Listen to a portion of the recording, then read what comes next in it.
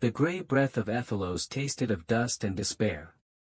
It settled on the tongue like a shroud, a pervasive grit that no sea wind, not even the fierce Meltemi blowing down from the north, could scour clean from this forgotten Hellenistic polis clinging to the rugged Aegean coast. Once, the air here, on this peninsula that curled like a beckoning finger into the wine-dark Icarian sea, had sung with the clean brine and the sharp, resinous scent of thyme and wild oregano that clung to the sun-baked hills. Now, it was a sigh, a whisper of decay that mirrored the landscape itself. Olive groves. Their silver-green leaves, once shimmering like 1,000 tiny shields in the sunlight, now hung brittle as charred papyrus, their branches gnarled and skeletal, clawing at a sky the color of a day-old bruise. The vineyards, whose plump, sweet grapes had once yielded the dark, potent wine for which Ethelos was famed in local ports, produced only shriveled, bitter pellets, fit for neither man nor beast. Even the Ethelos fount, the sacred spring whose clear, sweet waters had given the polis its name and sustained its life for generations uncounted, had dwindled to a weeping, muddy trickle, its moss-choked stones damp with what felt more like the land's tears than life-giving water. The nymph of the spring, once honored with daily libations and offerings of first fruits, seemed to have fled, her laughter silenced. Theron, his own breath catching in his chest as if sharing the land's slow suffocation, traced the dry, cracked rim of the fount with a calloused finger. He was a young man, barely into his third decade of life, yet the few stark silver streaks that threaded through his dark, sea-tossed hair spoke of a burden, a knowing, older than his years. His eyes, the unique grey of wave-smoothed chert pebbles found only on the stormiest Ethelos beaches, held a depth of sorrow that seemed to absorb the surrounding gloom, only to reflect it with a disquieting, preternatural stillness. Occasionally, when the light caught them just so, those grey eyes would flash with tiny flecks of silver, like distant, forgotten starlight. He felt the land's pain as a constant, dull ache in his own bones, a phantom thirst that no draught could quench, a chill that no sun could warm. The townsfolk of Ethelos, their faces etched with a weary resignation that had become their daily mask, had learned to look away from the fount, to speak in hushed, fearful tones of the blight, this creeping pestilence that had stolen upon them these past seasons, as insidious and unyielding as fate itself. It was not just the crops failing, or the livestock sickening. It was a wilting of the human spirit, a slow, inexorable draining of laughter, of song, of hope, leaving behind a listless, hollowed-out husk of what their community had once been. A hand, warm and surprisingly solid, touched his shoulder, startling him from his reverie. Staring won't make it flow again, Theron. The nymph has abandoned us, or perhaps she too has withered. Lyra's voice, usually as brisk and invigorating as the scent of the wild mountain herbs she gathered, was softer today, tinged with the shared sorrow that had become Ethelos's constant companion. Her own eyes, the warm, rich brown of fertile earth before the blight, held a fierce, practical resilience that Theron often found himself clinging to, a necessary counterpoint to his own introspective melancholy. She was a herbalist, a pharmacopoios, her knowledge of simples and poultices passed down through generations of Ethelos women. Yet even her most potent concoctions, her most carefully brewed tisanes, could only soothe the fleeting symptoms of the pervasive malady, not touch the wasting sickness that afflicted their people, alongside the dying land. "I know," Theron murmured, his gaze still fixed on the pathetic, muddy dribble that was all that remained of the once generous spring. "But sometimes, when the wind is still, I can almost hear it. What it used to be." A faint memory, elusive as a dream upon waking, echoed in the hollows of his mind, a gushing, joyful sound, the vibrant, liquid pulse of a healthy, thriving land. Now, only a profound silence answered, a silence that pressed in on him, heavy and strangely expectant. He felt that expectation like a physical weight upon his chest, a silent, desperate demand he did not understand but could no longer ignore. He had always felt it, this quiet summons from the world around him, but now, as Ethelos faded, it was becoming a roar. He would always been different. An outsider, even in this small, tight-knit community. As an infant, he would been found swaddled in a roughly woven fisherman's net on the worn stone steps of the crumbling, cliff-top shrine dedicated to a forgotten local sea nymph, one of the ancient, pre-Olympian spirits of the coast. Old Alara, the temple's last priestess, a woman whose eyes held the wisdom of the tides and the patience of the enduring stones, had taken him in, raising him as her own amidst the scent of sea salt, drying herbs, and burning incense. She would taught him the ancient songs, the lore of the turning seasons, the whispers of the earth, and the secret names of the stars that wheeled over the dark Aegean. She would never spoken directly of the faint, almost translucent birthmark that graced his inner forearm, a delicate tracery of silver flecks shaped like the fading constellation of Lyra Minor, the little lyre, nor had she ever directly addressed the way sudden squalls sometimes seemed to quiet when he was nearby and frightened as a child, or how wilting flowers in his presence might perk up, unfurling their petals for a fleeting, impossible moment of renewed vibrancy.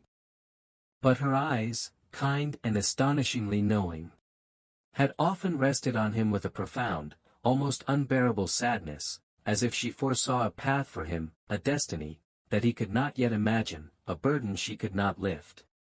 Ilara was gone now, taken by the first insidious touch of the blight several years ago, leaving Theron with a legacy of fragmented lore, a deep-seated love for the fading land, and a growing, terrifying unease about the thrumming, restless energy he sometimes felt coiled within him. An energy that seemed to resonate with the dying pulse of Ethelos, a power that felt as vast and ungovernable as the sea itself. Lyra squeezed his shoulder, her touch grounding him. "Come. Old man Theokos is worse. His breathing is like the scraping of dry leaves." His daughter, Eleni, asked for willow bark for the fever, and perhaps a poultice of comfort for his chest. She did not mention, though Theron knew, that Theokos was likely beyond any herbal remedy, his life force as withered and spent as the ancient olive trees that had once shaded his now barren homestead. Theron nodded, pushing himself away from the desecrated fount. The small act felt like a betrayal, abandoning this dying heart of his home, yet what could he do? He was no healer, no miracle worker, no hero from the grand old tales. He was just Theron, the orphan with the sad, starlit eyes and the unsettling calm, who felt the world's pain a little too keenly, a little too personally. As they walked back towards the clustered, whitewashed houses of Ethelos, their walls stained grey with the pervasive dust, which swirled around their ankles like mournful spirits, Theron could not shake the feeling of the fount's silent, desperate demand, or the echo of that unknown power within him. Stirring like a slumbering titan, vaguely, terribly aware of the dawn of its necessary, perhaps fatal, day. Theokos' small, stone-built dwelling, nestled at the edge of the polis where the cultivated land met the wild scrub of the hills, was filled with the cloying scent of stale linen, old regrets, and the shallow, rasping breaths of its dying occupant. Eleni, Theokos' daughter, her face a mask of strained hope that was rapidly crumbling into encroaching despair, greeted them with a silent, grateful nod, her eyes red-rimmed and swollen from sleepless nights and unshed tears. Lyra, her usual briskness softened by compassion, moved immediately to the old man's side. She placed her cool hand on his fevered brow, her touch gentle as she examined him, her voice a low, soothing murmur of comfort that was more for Eleni than for the barely conscious Theokos. Theron stood awkwardly near the doorway, a silent, uncomfortable presence. He could feel the blight in the room, a cold, clinging, invisible mist that sought to extinguish the flickering, guttering candle of Theokos' life. It was a palpable entity to him, this creeping entropy, this negation of warmth and vitality, and it made the fine hairs on his arms stand on end, the silver streaks in his own hair seemed to tingle with a strange, defensive, almost electrical energy. He watched Lyra's deft, practiced fingers prepare a poultice of crushed camphor leaves and willow bark, her movements efficient yet imbued with a profound, almost reverent compassion. If anyone in Ethelos could bring comfort, if not a cure, it was Lyra, with her earthy wisdom and her unwavering belief in the healing power of nature. But even Lyra's resilient strength seemed to dim, to falter, in the face of this relentless, systematic decay. Theokos coughed, a dry, rattling, skeletal sound, and his eyes, clouded with age and the encroaching sickness, flickered open. They did not focus on Lyra, or even on his grieving daughter, but seemed to pass over them, landing, with a strange, sudden intensity, on Theron. A flicker of something unreadable, something beyond mere recognition, passed through the old man's dulled gaze. Was it fear, or a desperate, dawning understanding? Or merely the incoherent wanderings of a mind close to its final, inevitable journey? Theokos's cracked lips moved, a faint, dry whisper escaping, so soft Theron had to strain to hear it above Eleni's stifled sobs. The Spindrift. Weaver. Theron felt a jolt, as if an icy wave from the winter sea had washed over him, stealing his breath. Weaver, the word was archaic, unfamiliar in common parlance, yet it struck a resonant, deeply buried chord within him, like a fragment of a song he would once known in the cradle, a name that belonged to him, yet was utterly alien.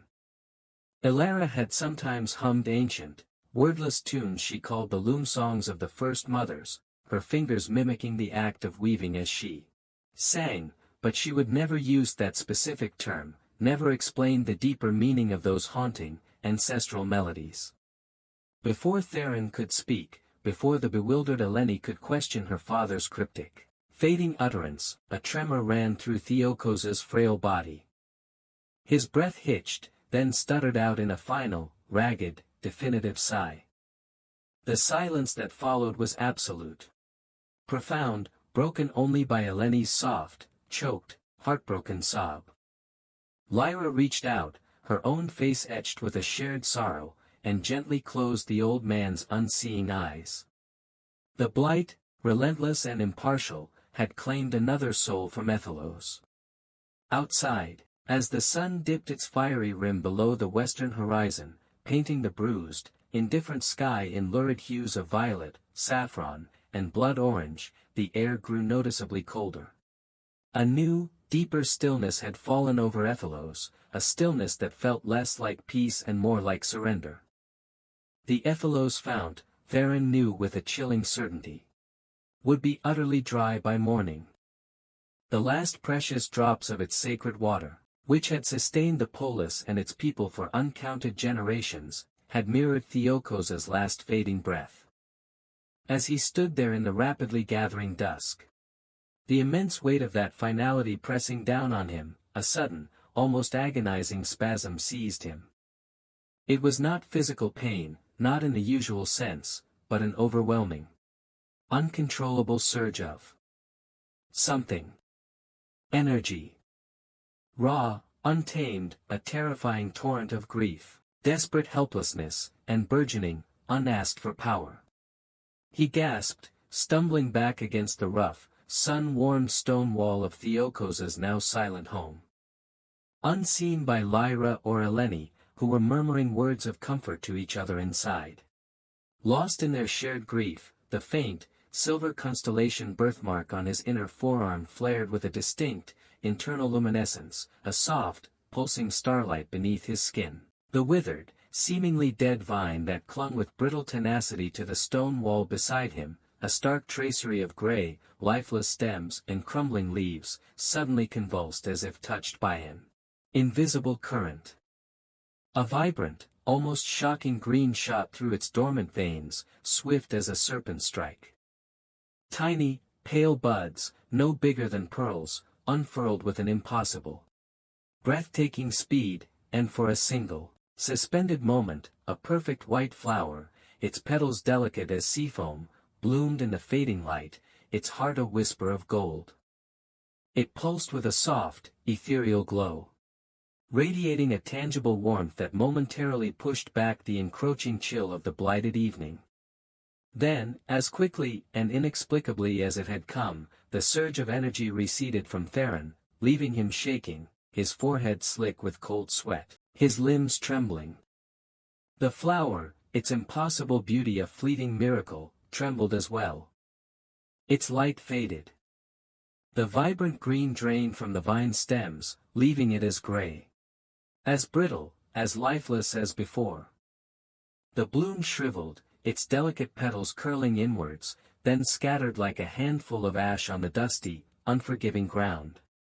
Theron stared at the dead vine, his heart hammering against his ribs like a trapped bird. Fear, cold and sharp as a shard of obsidian, pierced through him, mingled with a dizzying, terrifying awe. What had just happened? What was this volatile, untamed power that surged through him? Unbidden, potent enough to bring forth instantaneous life from apparent death, only to see it extinguished just as quickly, a cruel mockery of creation, Theokosos whispered. Dying word echoed in his mind, insistent, demanding, Weaver. A new sound broke the heavy stillness, not a sob this time, but a sharp, distinct intake of breath. From the shadowed mouth of the narrow alleyway across the lane. A figure detached itself from the deeper gloom, coalescing like a phantom from the evening mist. Tall, cloaked in indeterminate grey robes that seemed to drink the fading light. Making its outlines blur, the man watched Theron with eyes that Theron, even from this distance, could feel were like chips of obsidian, burning with a cold, unnerving, ancient intensity. Theron had not seen him approach, had not sensed his presence until this very moment. He was a stranger, and in a small, insular polis like Ethelos, strangers were rare, their arrivals always noted, discussed, dissected. The figure simply observed Theron for a long, silent moment, its face entirely hidden within the deep shadows of its cowl. Then, with a barely perceptible, almost dismissive nod, it melted back into the darkness from whence it came, as silent and insubstantial as a drifting fog. Theron felt a profound chill seep into his bones that had nothing to do with the cooling evening air. He was being watched. And whatever this dangerous, unpredictable power was, whatever a life weaver might be, it had just announced itself, not only to him, but to someone beyond the grieving confines of Theokosos' home. The Blight was not the only shadow falling over Ethelos. A new, more personal darkness had just brushed against his life. The days that followed Theokosos' passing were heavy with an unspoken dread, a palpable miasma of fear that thickened the already blighted air of Ethelos. The Ethelos fount, as Theron had foreknown, was now undeniably dead, its stone basin dry and cracked, a stark, accusing monument to the polis's failing vitality. More townsfolk sickened, their precious energy sapped as if by an invisible leech. Their eyes mirroring the dullness of the dying land, their movements slow and listless. Theron found himself increasingly isolated, not by his own choice, but by the subtle, almost imperceptible shifts in how others perceived him. Whispers, like dry leaves skittering in a desolate wind, followed him through the narrow, sun-starved lanes, hushed, fearful tales of the momentary, impossible bloom on the dead vine outside. Theokosos' home, of the old man's last cryptic, potent word. Some of the townsfolk looked at him with a new, fearful respect, as if he were a holy man touched by some obscure god. Others, the majority, regarded him with ill-concealed suspicion, their eyes darting away when he met their gaze, as if he himself were somehow an ill omen, a harbinger of the unnatural, perhaps even a cause of their misfortune. Only Lyra remained unchanged, her loyalty a steadfast, unwavering anchor in the swirling currents of his fear and confusion.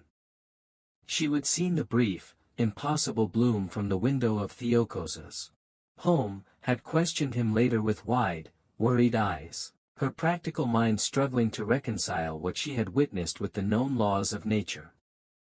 But when Theron could offer no explanation, only a shaken, bewildered confusion that mirrored her own, she would simply nodded, her gaze softening with a fierce, almost maternal protectiveness. Whatever it is, Theron, she would said, her hand gripping his arm with surprising strength. "We will face it. You are not alone in this, remember that." But Theron felt profoundly, terrifyingly alone. The power, or whatever it was, lay dormant within him now, a coiled serpent of unpredictable, volatile energy, its presence a constant, unnerving hum beneath the surface of his awareness. He was terrified of it, of what it might mean for him, for Ephelos, of the chilling attention it had drawn from the grey-robed stranger who had vanished as quickly and silently as he would appeared, yet whose cold, assessing presence Theron still felt like a lingering frost on his spirit. "You need answers, Theron," Lyra stated one evening, her voice firm with conviction as she stirred a pot of thin, watery barley soup over their small, struggling hearth. The fire itself seemed to labor for breath, its flames weak and tinged with an unhealthy, sputtering orange, as if it too were succumbing to the pervasive blight. "Old Alara taught you much, the songs and the star lore, but her knowledge was of a gentler, simpler time. This Blight, this silent stranger who watches from the shadows. This is something else, something darker, older perhaps." Theron knew she was right.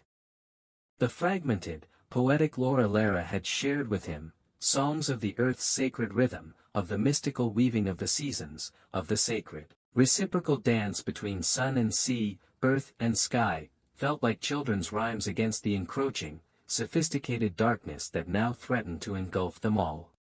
"Kale," he said, the name tasting of ancient dust and disuse on his tongue, a half-forgotten rumor. Lyra paused in her stirring, her wooden ladle hovering over the meager soup. "Kale the recluse, Kale the apostate, as some still call him, the one they say traded his philosopher's finely woven robes for a hermit's rough-spun rags after the archons of Chios declared his teachings blasphemous, a danger to the public order." She frowned, her brow furrowed in thought. "He lives in the desolate ruins of the old Sky Temple, on the wind-scoured heights, does not he? They say he speaks only to the wind that howls through the broken colonnades and the crumbling stones that were once sacred to forgotten gods. Alara once told me he knew more of the old ways, the deep earth magic, than any living soul left on this peninsula," Theron recalled, a faint flicker of hope igniting within him. She said his blasphemy was simply a truth. Too stark, too uncomfortable for complacent minds. She said he saw the threads that bind the world, while others saw only the tapestry's surface. It was a long shot. A desperate, tenuous hope. Kale had not been seen in the polis proper for nearly a decade, not since his public denunciation and self-imposed exile. The journey to the Sky Temple was a somber, arduous pilgrimage through a dying, silent land.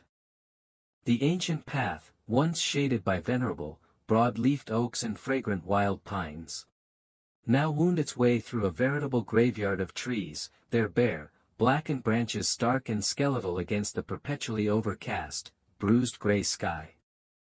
The very air was still, unnaturally so, even the garrulous cicadas, whose deafening chorus usually filled the summer air of the Aegean, had fallen silent, their song extinguished. Lyra walked steadfastly beside him. A worn leather pouch filled with essential herbs and a tightly stoppered water skin slung across her shoulder, her quiet, determined presence a small, vital pocket of warmth in the vast, desolate landscape. They found Kale in what had once been the temple's innermost sanctum, perhaps a scriptorium or a chamber for oracular pronouncements, a circular stone structure now open to the indifferent sky, its once vibrant frescoes depicting celestial charts and forgotten deities now streaked with grime, bird droppings, and the slow encroachment of tenacious moss. He was a figure as weathered and crumbling as the ancient ruins that surrounded him. His face a deeply etched roadmap of intersecting lines, each one a testament to time, hardship, and profound, perhaps dangerous, thought. His eyes, startlingly alive in that ruined visage, burned with a fierce, unsettling intelligence from beneath a wild, unkempt tangle of iron-gray hair.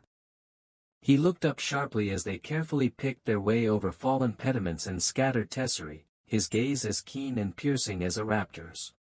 Stripping away Theron's carefully constructed composure. "So," Cale rasped, his voice dry and grating, like stones grinding together after a long silence. "The last fledgling from Alara's compassionate nest. And her loyal shadow, I presume." His gaze flickered to Lyra, then back to Theron, sharp and assessing. "What brings you to disturb an old man's protracted dialogue with oblivion?" The polis has long forgotten Cale. Cale has, with some effort, returned the courtesy. Theron, taking a steadying breath that felt as thin and insubstantial as the blighted air around them, began to speak. He told Cale everything, of the insidious blight that was strangling Ethelos. Of Theokos's dying, cryptic word, weaver, of the impossible, fleeting bloom on the dead vine, and of the watching, grey-robed stranger whose silent scrutiny had chilled him to the bone. As he spoke, he felt Cale's intense gaze never leave his face, but the initial hostility seemed to recede, replaced by a dawning, grim, almost weary recognition. When Theron finished, his voice hoarse with emotion and the dryness of the air, a heavy silence descended upon the ruined sanctum, broken only by the mournful, keening sigh of the wind as it eddied through the temple's broken arches and shattered colonnades. Cale rose slowly, his movements stiff and deliberate, and walked with a shuffling gait to a deep, shadowed niche in the far wall, where a small collection of charred, brittle-looking scrolls lay, seemingly untouched by the relentless passage of time, or the ravages of the elements. He selected one with gnarled, trembling fingers, its outer casing of treated hide cracked and faded, its ties long since disintegrated.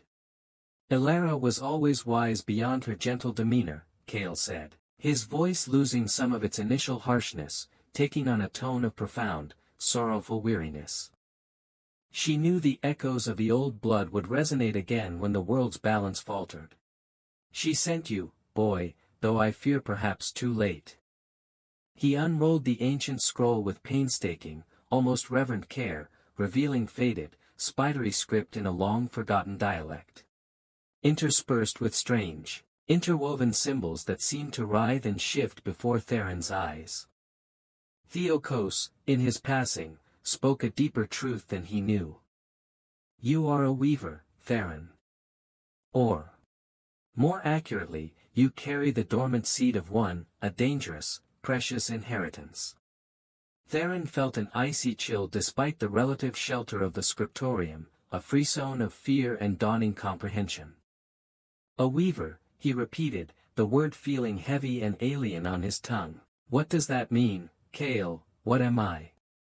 Cale's eyes, ancient as the weathered stones around them, yet burning with an unquenched inner fire, fixed on him. "It means, boy," he said, his voice dropping to a low, resonant gravity, "that you are an echo of a forgotten song, a living conduit for a power that binds and mends the very fabric of life, the symphony of existence. Or, if untaught, if misused, a power that can unravel it with horrifying speed." Long ago, in the dawn times, before the vain Olympians consolidated their gaudy, quarrelsome reign and drove the elder powers into shadow, there were those who communed directly with the giver of all life, not through blood sacrifice or complex prayer, but as partners, as channels.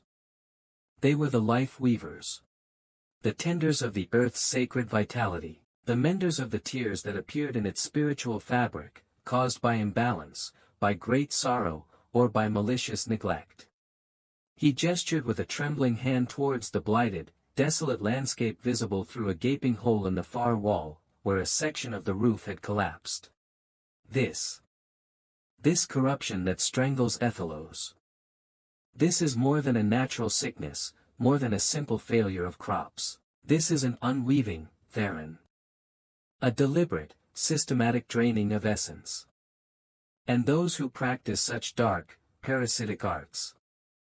His voice dropped further, taking on a graver, more ominous tone. "They are the shadow, the antithesis of what you might become. They call themselves, in their arrogance, the silent choir, dedicated devotees of what they term the great quietus. The eternal, undifferentiated stillness they fanatically believe is the universe's ultimate, most perfect, and desirable state. They see life, in all its vibrant, chaotic, beautiful complexity, as a flaw, a temporary, feverish corruption of that primordial, blessed silence. Lyra, who had listened with growing alarm and a dawning horror, her hand instinctively clutching the pouch of protective herbs at her belt, finally spoke, her voice tight with apprehension. The gray-robed man Theron saw. The one who watched him after Theokos died. He was one of them, a member of this silent choir. Cale nodded grimly, his gaze unwavering. Undoubtedly. Their kind are drawn to places where life is fading, where despair creates a vacuum. They come either to hasten its demise, to shepherd souls into their coveted oblivion, or, more insidiously, to siphon what vital essence remains for their own obscure, unholy purposes. And they would see a nascent life weaver, one whose power is just beginning to stir, as an intolerable abomination, a direct, dangerous threat to their bleak, nihilistic designs.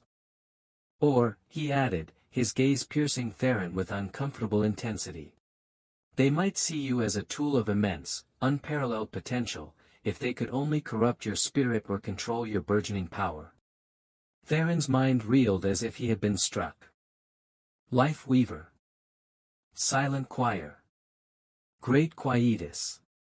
It was a world of ancient myth and creeping shadow, far removed from the simple, if hard, life he had known in Ephelos, yet it resonated with a terrifying, undeniable sense of truth. It explained the inexplicable surges of power within him. The land's palpable, shared suffering, the stranger's cold, assessing scrutiny. The faint, silvery birthmark on his arm, the constellation of Lyra Minor, suddenly felt less like a random blemish, and more like a brand, a celestial map to a perilous destiny he had never asked for, a destiny that now seemed to be hurtling towards him with unstoppable force. What can I do? Theron asked, his voice barely a whisper, the question hanging heavy and fragile in the dusty, sun-dappled air of the ruined scriptorium. It was not just his question. He realized, but the unspoken plea of all Ephelos. Cale looked at him for a long, silent moment, his weathered face a complex mask of pity, harsh pragmatism, and a flicker of something that might have been a long-dormant hope. Learn, he said finally, his voice decisive. If there is still time, which I gravely doubt. Your power, boy, is raw, untamed, as wild and unpredictable as a spring storm. Like a mountain spring suddenly unleashed. It can nourish and bring life, or it can flood, erode, and ultimately destroy everything in its path. You must learn to listen to its currents, to understand its rhythms, to guide its flow with wisdom and intent. And more urgently, you must understand your enemy, their methods, their philosophy, their strength. He tapped the ancient, crumbling scroll with a gnarled finger. These forbidden texts, these whispers from the dawn of the world, hold fragments of that lost knowledge, dangerous truths of what has been forgotten. They speak of focal points, of nexuses of power where the life web of the world is strongest, or, conversely, most vulnerable. And they speak, Theron, of the cost of weaving. Always, there is a cost. The cost. Elara had often spoken of the sacred balance, of how every gift taken from the earth, every boon received from the spirits of nature, required a giving back in return, a reciprocal offering to maintain the harmony. What, then, would be the cost of weaving life back into an entire land that was actively dying, of rekindling the fading embers of a people's spirit? The unspoken answer chilled him more than the silent choir's shadowed threat. The following weeks, as the Blight tightened its grip on Ephelos, were a blur of intensive, often frustrating, study and hesitant, frequently alarming, practice. Under Cale's demanding, relentlessly caustic, yet undeniably effective tutelage, Theron delved deep into the crumbling, cryptic scrolls. He learned of ley lines, the invisible, shimmering currents of chthonic earth energy that crisscrossed the land like the veins of a sleeping giant. Of the resonant frequencies that pulsed within all living things, from the smallest blade of grass to the mightiest oak. Of the delicate, intricate dance between the forces of growth and decay, creation and dissolution. Kale, with surprising patience for such a curmudgeonly hermit, taught him ancient meditation techniques, forgotten methods to quiet his racing mind, to silence the cacophony of his fears, and to truly feel the subtle, almost imperceptible thrum of life around him, in the struggling weeds pushing through the cracks in the temple floor, in the tenacious moss clinging to the northern faces of the stones, and, most importantly, within the burgeoning, volatile wellspring of power inside himself. His first attempts to consciously channel and direct that power were clumsy, erratic, and sometimes frighteningly destructive. Trying to coax a small, wilted patch of wild herbs in Kale's surprisingly well-tended, hidden rock garden back to life, he instead caused them to blaze with a brief, unnatural, almost feverish intensity before they crumbled instantly to fine, gray ash. Another time, focusing his intent on a dying, stunted sapling that Kale had pointed out, he felt a sharp, debilitating, draining coldness seep into his own limbs, as if his own precious vitality were being siphoned away to feed his efforts, leaving him weak and trembling for hours. You are not creating life, boy, you are not a godling playing with divine fire, Kale had snapped, his voice sharp with a mixture of impatience and a deeper, underlying anxiety. You are a conduit. A channel, a bridge between the source of life and its manifestations. You must learn to draw from the great, inexhaustible wellspring of the world's own vitality. Not from your own shallow, easily depleted personal pool. And you must learn to give only what is precisely needed, no more, no less. Balance, Theron, always, the balance. Lyra, a constant, grounding presence during these difficult weeks, was his shadow and his shield. She would trek up to the Sky Temple daily, bringing meager offerings of food, dried figs, a piece of hard goat cheese, a small flask of watered wine, and water from a less affected stream she had found miles away.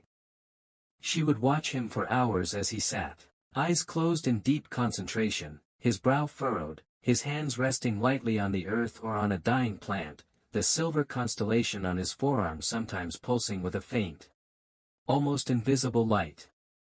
She brought him news from the polis, her reports increasingly grim, more sickness, dwindling supplies, the ever-present grey-robed figures seen now more frequently.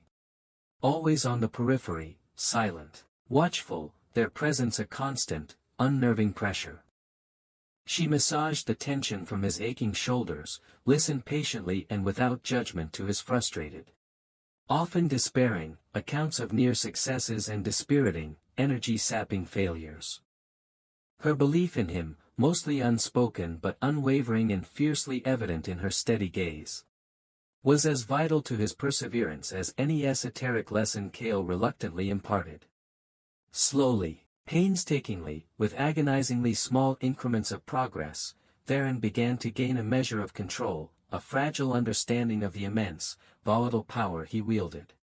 He learned to feel the faint, almost imperceptible pulse of dormant life within a seemingly dead seed and to gently coax it forth, not with a sudden, overwhelming surge of energy, but with a sustained, focused, almost tender whisper of his will. He managed to mend the broken, delicate wing of a fallen sparrow, feeling the tiny, fragile bones knit together under his touch, a wave of pure, clean warmth spreading from his hands that left him profoundly tired but also strangely, deeply exhilarated.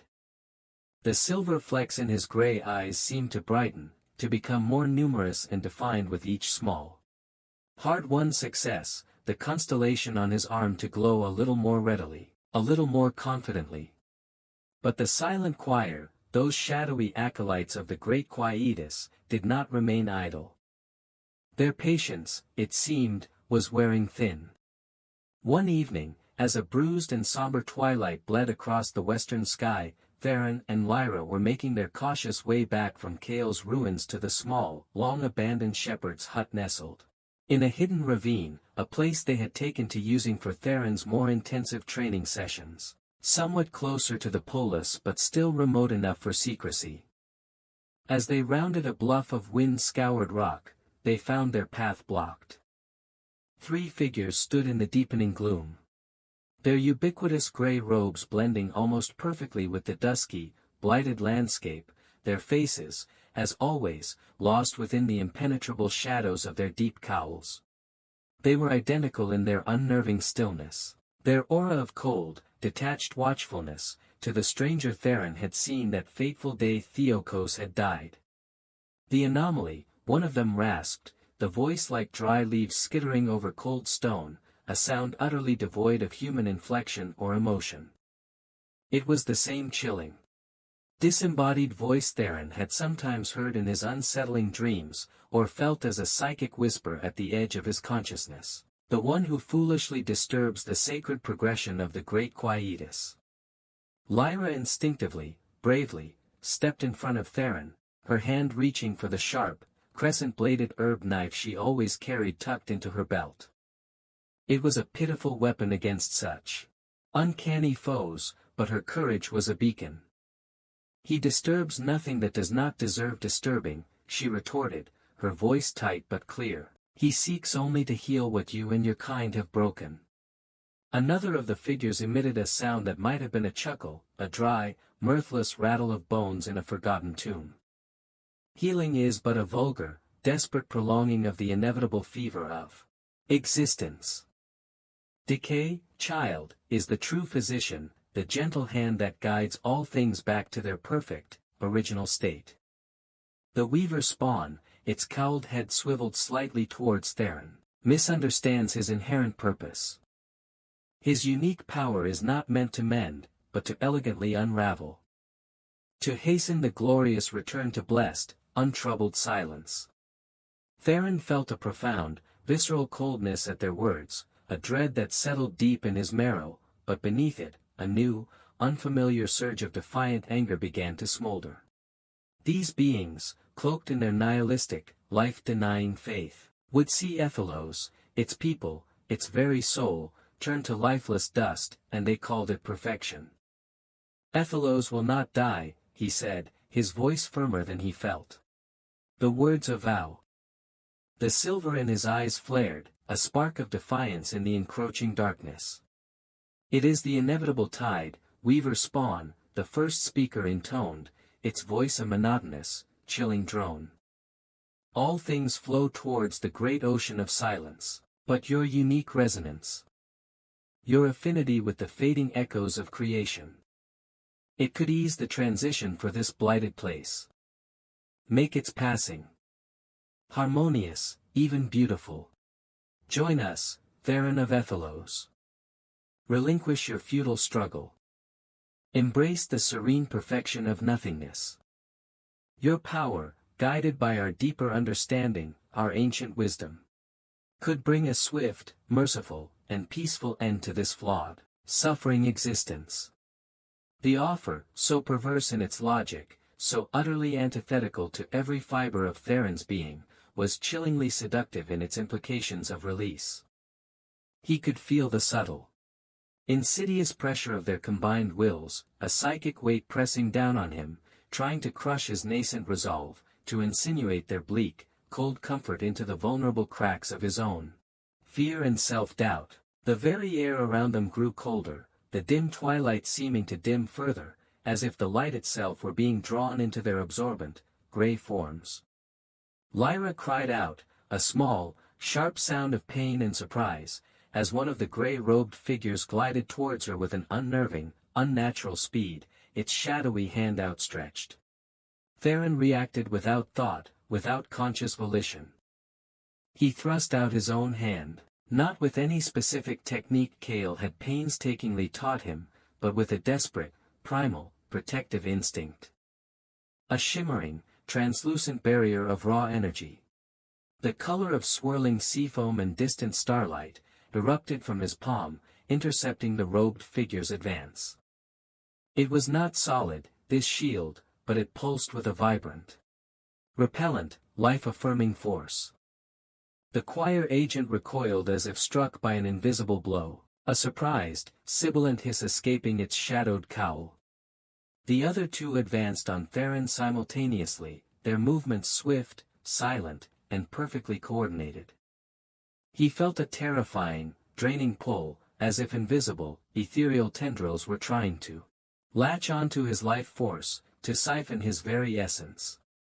He fought back, pushing out desperate, untamed waves of the nascent energy he was only just beginning to comprehend, the silver constellation on his forearm burning like a brand against his skin, a focal point for his desperate efforts. It was a chaotic, untrained, instinctual struggle. His raw, burgeoning power pitted against their practiced, insidious, siphoning techniques. He could feel his own vitality waning rapidly, the familiar, debilitating cold seeping into his limbs. His vision starting to blur at the edges. Then, with the suddenness of a thunderclap on a clear day, Cale was there. The old scholar, appearing as silently and unexpectedly as the choir members themselves, wielded no conventional weapon, but held aloft a staff of gnarled, ancient olive wood, its surface intricately etched with glowing, pulsating sigils that Theron recognized from the most arcane and powerful scrolls in his collection. With a guttural, almost bestial cry, a sound of immense effort and unleashed power, Cale slammed the butt of the staff onto the rocky ground. A shockwave of pure, concussive sound, almost painful in its focused intensity, rippled outwards through the earth and air. The gray-robed figures staggered, their shadowy forms flickering violently as if the resonant sound disrupted their very cohesion, their connection to their dark power. "Go, now, Theron, take the girl and run," Cale roared, his face contorted with the immense strain of his effort, the sigils on his staff blazing with an almost unbearable light, pushing back the encroaching shadows. "They are more than they seem, their numbers are legion, their influence deeper than you can imagine, this is but their vanguard." Theron hesitated for only a heartbeat, torn between the instinct to flee and the urge to stand with the old man who had become his reluctant mentor. But Cale's blazing eyes met his, fierce and commanding. Theron grabbed Lyra's arm, pulling her stumbling form away from the fray. They fled into the deepening, treacherous night. The unsettling sounds of Cale's continued, arcane confrontation, strange, resonant hums, guttural chants in a forgotten tongue, and the choir's sibilant, enraged hisses, fading slowly behind them, swallowed by the uncaring darkness and the sighing wind. They did not stop running, stumbling over unseen rocks and through thorny scrub, until the distant, ruined silhouette of the sky temple was lost to view, and their lungs burned with a fiery ache. They found precarious shelter in a small, long-abandoned shepherd's stone hut, nestled in a forgotten fold of the blighted hills, its roof mostly collapsed but one corner still offering some protection from the chilling night air. Lyra, though visibly shaken and trembling, immediately began checking Theron for injuries, her practical, healer's nature reasserting itself even in the face of such uncanny terror. Theron, however, was consumed with a gnawing guilt and a profound, aching fear for Cale. "We should not have left him," he choked out, his voice raw. "He was alone." "We would not have been any help, Theron," Lyra said gently, her voice still trembling slightly but firm with a desperate conviction. "You saw what they were. Their power. It was like nothing I have ever imagined." Cale knew what he was doing. He bought us time. Precious time. Time. It felt like the one commodity they were constantly, desperately running out of. The encounter had been a stark, brutal warning. The silent choir knew about him, knew where to find him, and they were far more powerful, far more organized, and far more insidious than he had dared to imagine. And Cale. Theron prayed to any listening gods, old or new, that the old scholar had somehow survived, but a cold, hard certainty was beginning to settle in his heart.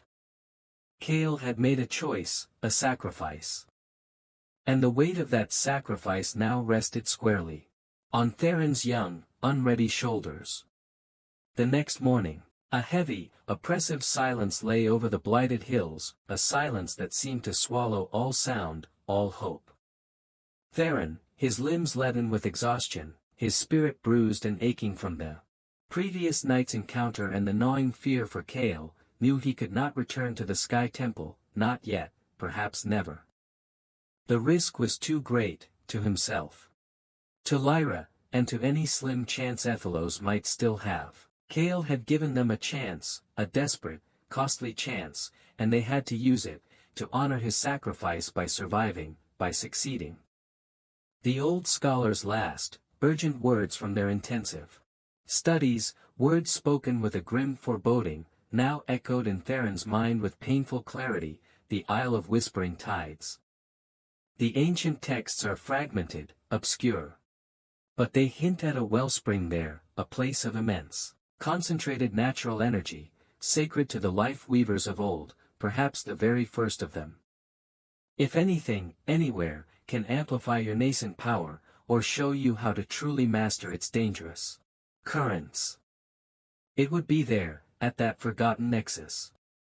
But the sea charts are ancient, unreliable, the surrounding seas notoriously treacherous, patrolled by storms and whirlpools that guard its secrets jealously. And the choir, Theron, if they truly understand your lineage, your potential, they will anticipate such a move, they will be watching. The Isle of Whispering Tides.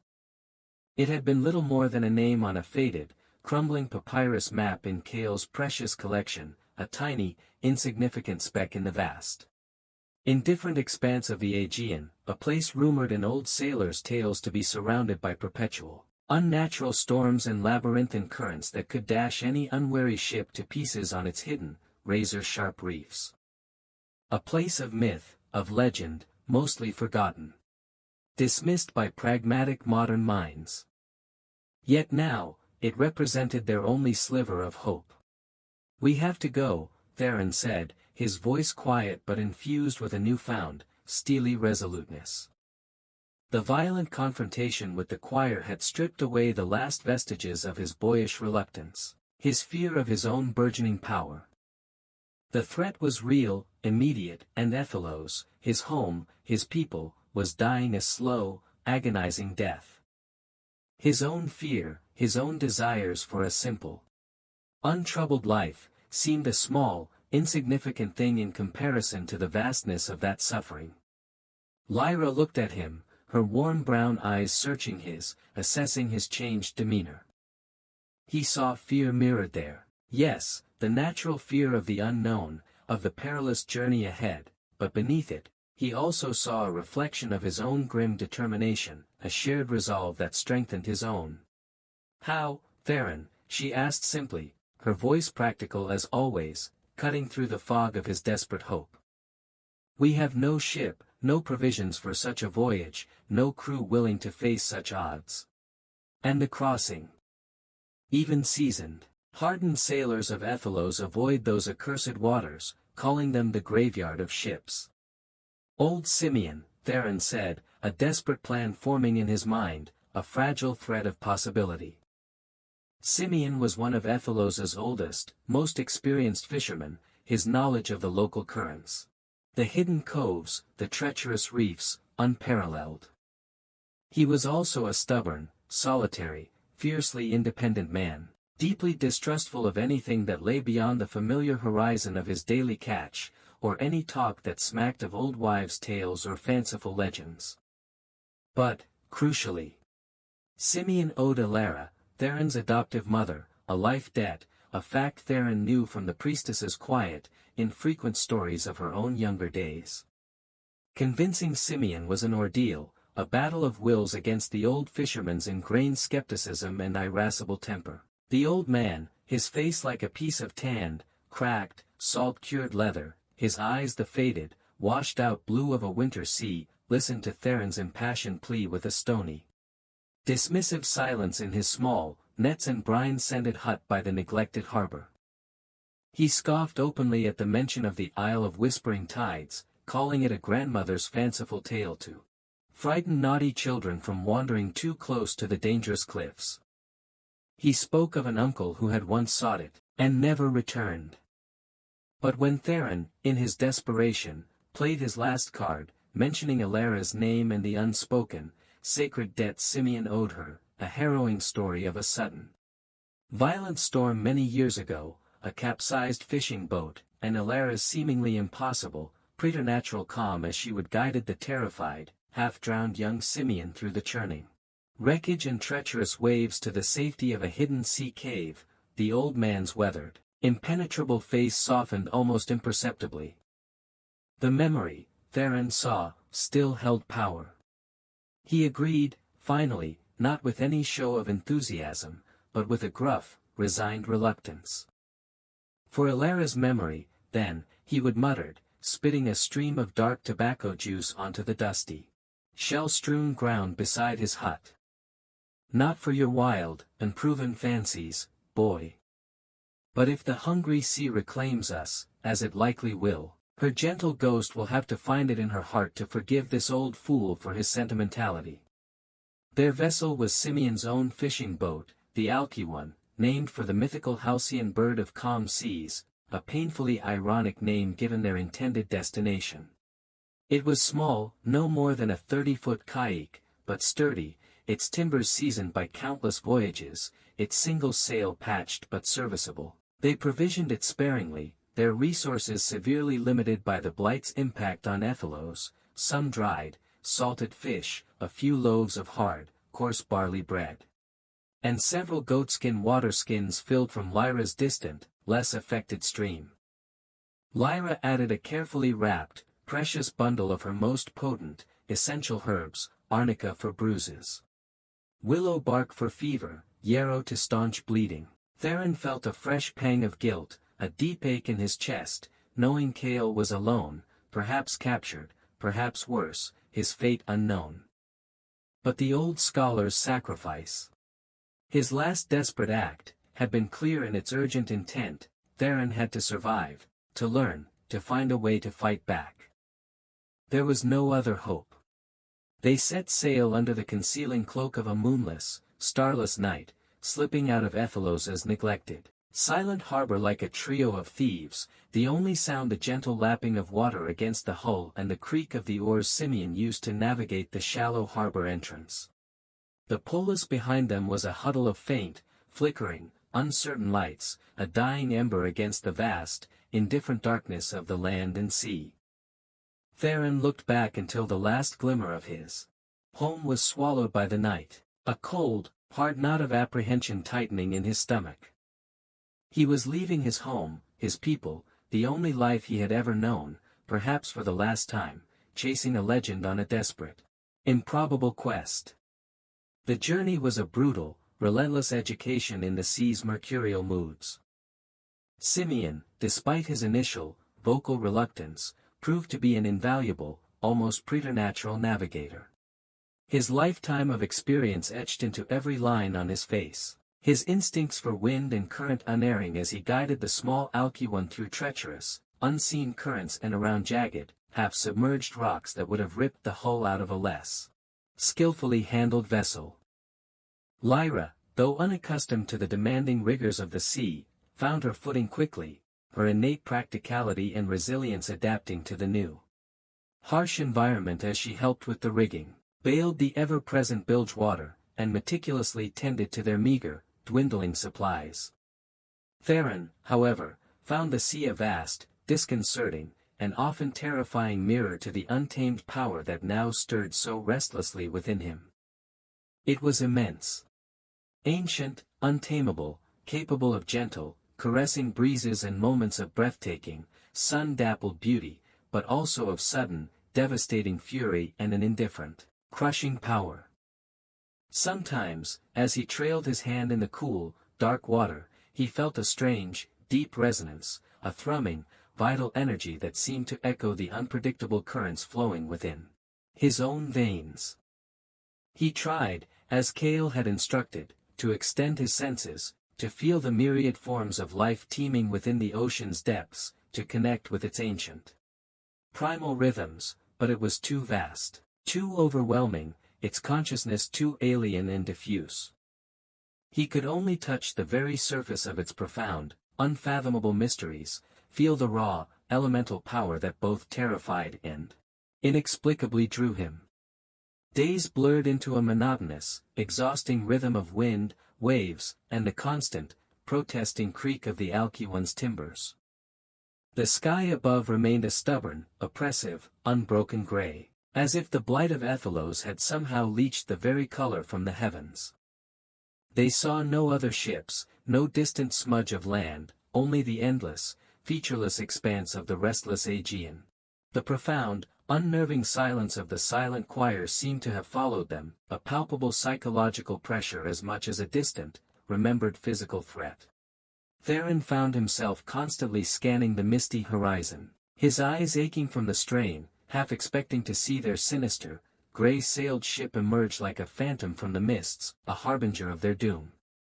Then, as they sailed further into the waters rumored to guard the Isle of Whispering Tides, the storms began. They were not the sudden, violent, short-lived squalls of a typical summer tempest, but a relentless, grinding, almost sentient assault of wind and water that seemed to emanate from the very region they were so desperately trying to reach. The Isle of Whispering Tides, it appeared, was living up to its ominous name, its formidable presence heralded by a terrifying, discordant symphony of shrieking hurricane-force gales and mountains of crashing, tormented waves. The small, brave Alcuin was tossed about like a child's carelessly discarded toy, its sturdy mast groaning and cracking under the unbearable strain, its single, precious sail ripped to shreds by the furious wind despite Simeon's desperate, seamanship-honed efforts to secure it. Simeon, his weathered face a mask of grim, primordial determination, fought the bucking helm with a lifetime's strength and knowledge, his knuckles white as bleached bone. His ancient, sea-faded eyes narrowed to slits against the stinging, blinding spray. Lyra, her face pale as death but her jaw set with stubborn resolve, bailed water tirelessly. Her small, slender frame braced against the violently lurching, slick deck, her movements economical and focused. Theron, feeling a sickening, profound sense of helplessness, a frustration that bordered on despair, tried to use his nascent, ill-understood powers to calm the raging winds, to soothe the furious, tormented sea, but his desperate efforts were like trying to cup a hurricane in his bare hands. To reason with an earthquake. The ocean's primal fury was too vast, too ancient, too utterly indifferent to his fledgling abilities. Instead, with a growing sense of dread, he focused his waning energy on the boat itself, trying to lend his own vitality to its struggling, groaning timbers, to reinforce its rapidly weakening structure with an invisible, desperate web of his will. His own life forced the fragile thread. He felt the immense strain in every fiber of his being, the familiar, debilitating cold seeping deep into his bones as he poured his precious vitality into the groaning, protesting wood, feeling it splinter and crack beneath him. Land, Simeon suddenly roared above the deafening howl of the wind, his voice raw, almost unrecognizable. Through the cursed, thrice cursed spray, the reefs. By all the forgotten gods. Theron, the reefs. Through a momentary, treacherous parting of the swirling, storm-racked mist, Theron saw it, a jagged, forbidding silhouette of glistening black rock, wreathed in an unholy aura of mist and churning white foam. Rising sheer and menacing from the tormented, boiling sea like the broken, needle-sharp teeth of some colossal, mythical, deep-sea beast. The Isle of Whispering Tides. And between them and its dubious, perilous sanctuary lay a chaotic, nightmarish maze of treacherous, wave-lashed reefs, their dark, cruel fangs barely concealed by the raging surf. There was no navigating such a death trap, not in this maelstrom. Simeon, his face a mask of desperate, primal concentration, spun the helm wildly, his ancient mariner's instincts warring with the impossible reality before them, trying to find a passage, any conceivable passage, through the raging chaos. But the currents were too strong, too unpredictable, the waves too mountainous, too cruelly timed. A monstrous, mountainous swell, larger than any that had come before, caught the struggling Alcuin broadside, lifting it high, impossibly high, on its foaming crest, then dashing it downwards with sickening, bone-jarring force. There was a sound like the cracking of giant, primordial bones, the sound of the Alcuin's keel striking unyielding, submerged rock with terminal velocity. Icy, dark water poured into the breached hull with terrifying speed. The boat, their last fragile link to safety, was sinking, dying beneath them, its timbers groaning a final, mournful protest. "Abandoned ship," Simeon bellowed, his voice almost lost in the storm's cacophony, his face a grimace of defeat and urgency. He pointed with a trembling hand towards a narrow, foam-choked, impossibly tight channel between two towering, needle-like spires of black rock that guarded the entrance to a slightly calmer patch of water. "If we can make that gap, by some miracle, there might be a cove beyond, pray to whatever forgotten gods still listen in this forsaken place." Theron grabbed Lyra, shielding her small form with his own body as another colossal wave crashed over them, threatening to tear them apart. He could feel her trembling violently, but her grip on his arm was as strong as iron, a testament to her unyielding spirit. Simeon, after one last, fleeting, heartbroken look at his doomed, beloved vessel, plunged into the churning, frigid water. Theron and Lyra followed a split second later. The icy, brutal shock of the unforgiving sea stealing their breath, threatening to drag them down into the abyss. The swim towards that narrow, terrifying gap was a nightmare battle against raging currents, sucking whirlpools, and sharp, unseen debris from their shattered boat. Theron, calling upon every last ounce of his dwindling reserves, every desperate flicker of his life-weaver power, focused his energy not on fighting the sea, but on momentarily deflecting the worst of the crashing waves. On creating tiny, fleeting pockets of slightly calmer water around their struggling forms. The silver constellation birthmark on his arm glowed with a fierce, desperate, almost painful light beneath the dark, turbulent water, a beacon against the overwhelming chaos.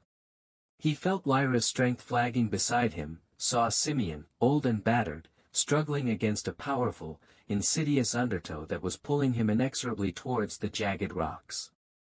With a surge of desperate adrenaline, he pushed Lyra bodily towards a jutting outcrop of glistening black rock that offered a precarious handhold, then turned back into the maelstrom for Simeon. The old fisherman was going under, his weathered face contorted, his movements weak and uncoordinated. Theron reached him in 3 powerful strokes, grabbed his arm with a grip of iron, and pulled with all his might, pouring his own rapidly waning life force into the old man's failing body, willing him to fight. To live. Somehow, through a red-tinged haze of utter exhaustion, freezing water, and the roaring chaos of the storm, they made it. They were flung, bruised, battered, and half-drowned, onto a narrow, inhospitable shingle beach in a small, surprisingly sheltered cove, the storm still raging with undiminished fury just beyond its protective, rocky arms. The Alcuin, their brave little boat, was gone. Swallowed without a trace by the unforgiving waves. Simeon lay gasping on the sharp black sand, his chest rattling with each labored breath, but, by some miracle, alive. Lyra, though shivering so violently her teeth chattered uncontrollably, was already checking him. Her healer's instincts overriding her own profound exhaustion and fear. Theron collapsed beside them, every muscle in his body screaming in protest, the cold in his bones deeper, more pervasive, than he had ever known. He had saved them, but at what cost to his own severely depleted reserves? He felt utterly drained, a hollow, empty shell, his inner light flickering precariously. As a bruised, reluctant darkness fell, the relentless storm finally began to recede, its demonic fury spent, its voice diminishing to a mournful, distant sigh.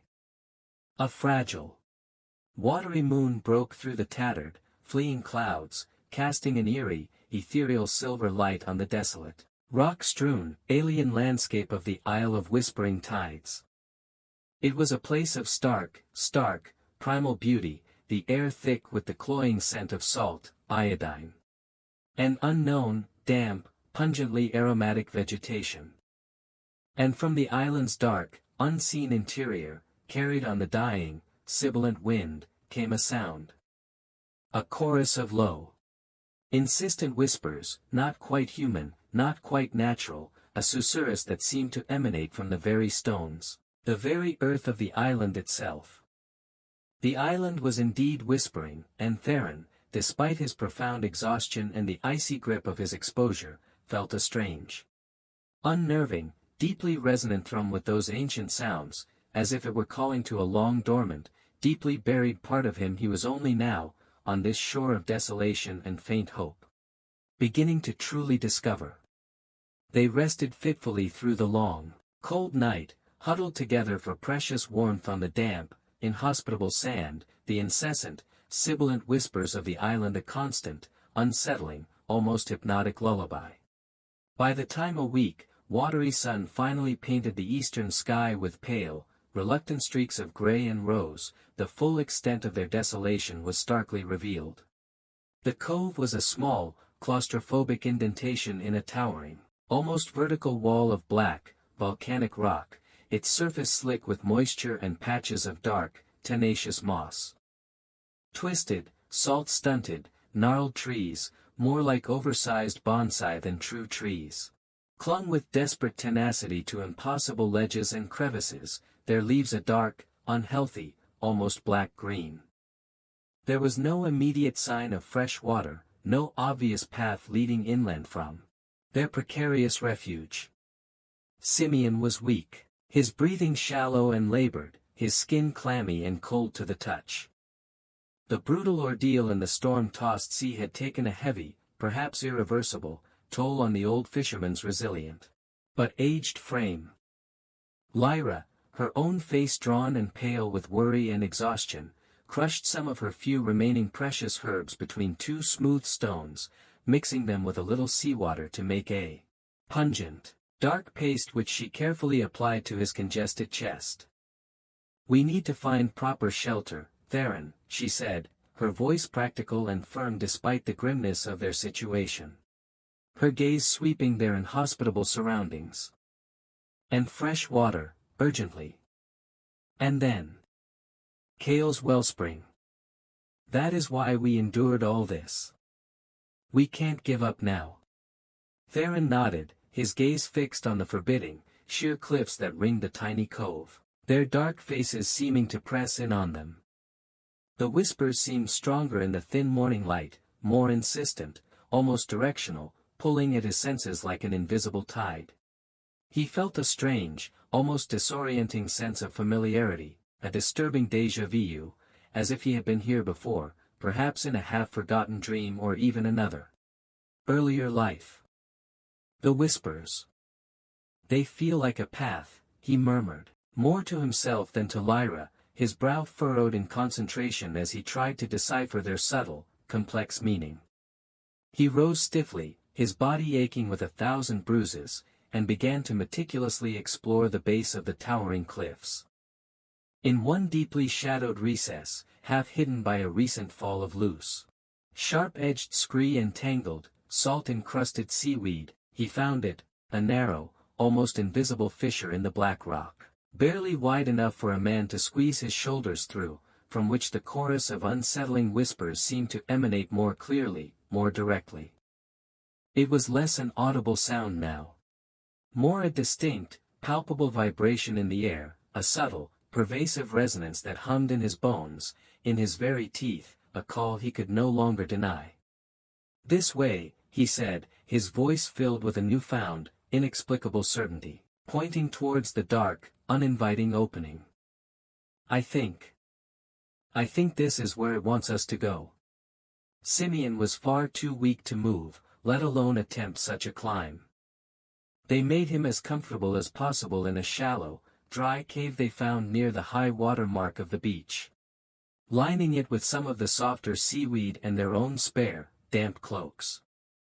They left him with a small, carefully rationed supply of their remaining dried food and the largest of the water skins. Lyra had managed to salvage from the wreck of the Alki one.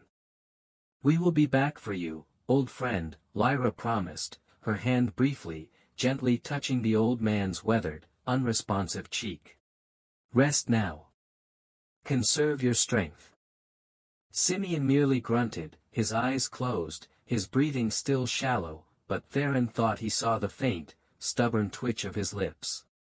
A fleeting flicker of the old man's indomitable, seafaring spirit.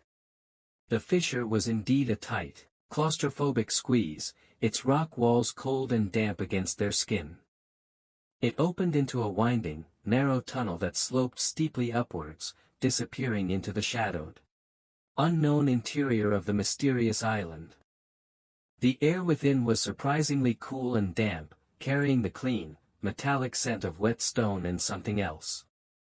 An earthy, intensely vital aroma, like freshly turned, fertile soil after a cleansing spring rain, a stark, hopeful contrast to the desiccated, blighted air of distant Ethelos. The whispers grew louder here, more defined, resolving into a complex, interwoven tapestry of subtle sound, the sigh of wind through unseen, subterranean caverns, the delicate, musical trickle of hidden water, the faint rustle of questing roots, the very breath, it seemed, of the living ancient rock itself. It was the island's secret life song, and Theron felt his own depleted inner energies begin to stir in hesitant response, a faint, tentative warmth starting to spread through his chilled, exhausted limbs. After what seemed like an eternity of cautious, upward scrambling in the near-total darkness, the oppressive tunnel finally widened, opening dramatically into a vast, breathtaking, subterranean cavern. Faint, ethereal light filtered down from numerous unseen fissures high above in the cavern's distant, vaulted roof, illuminating a sight of such profound, otherworldly beauty that it stole their breath away.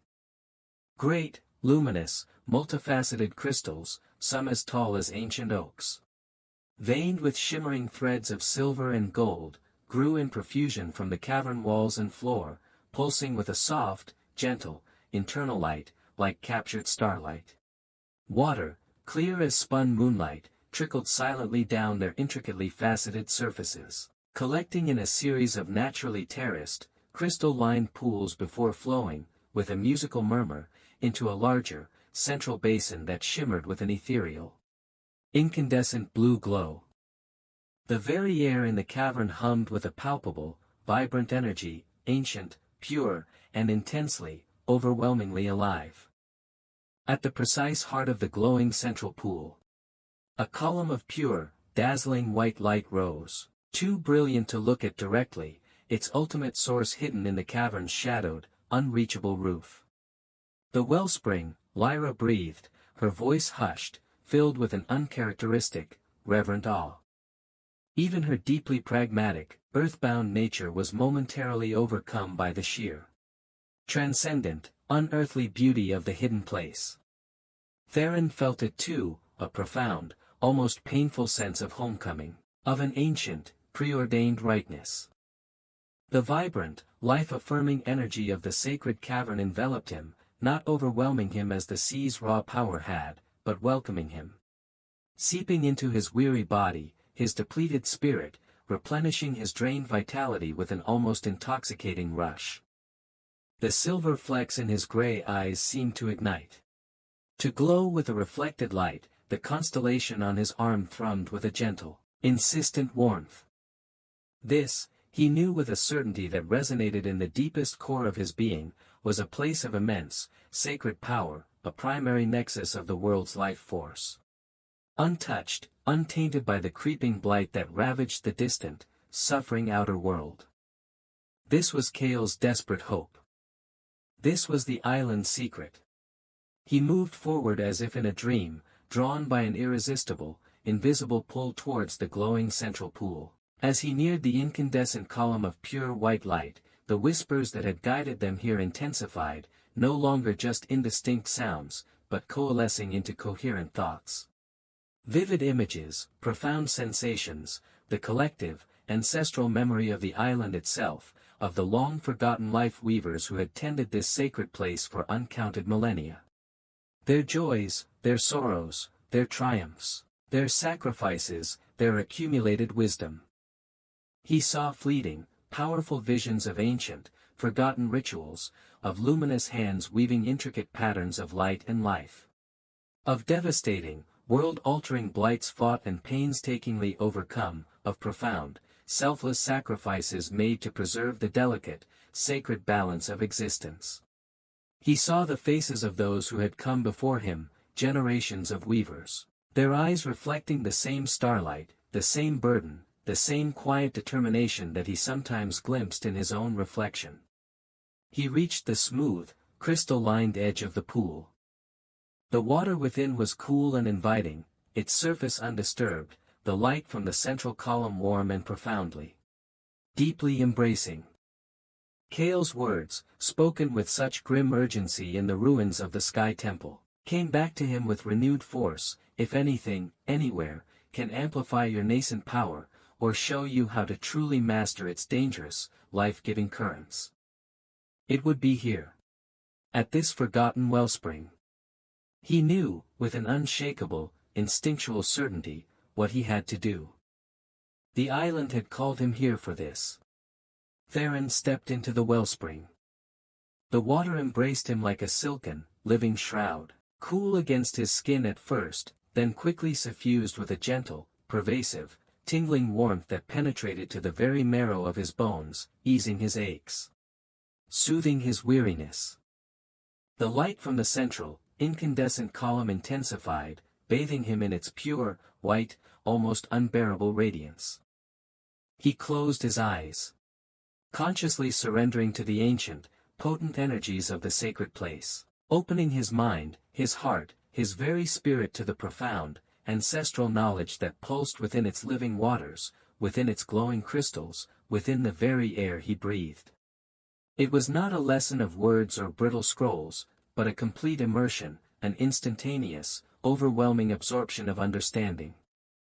He felt, with a clarity that was both exhilarating and terrifying, the intricate, invisible web of life that connected all things. From the smallest grain of sand to the most distant star, the delicate, ever-shifting balance of energies that sustained the world, the constant, rhythmic dance of creation and dissolution.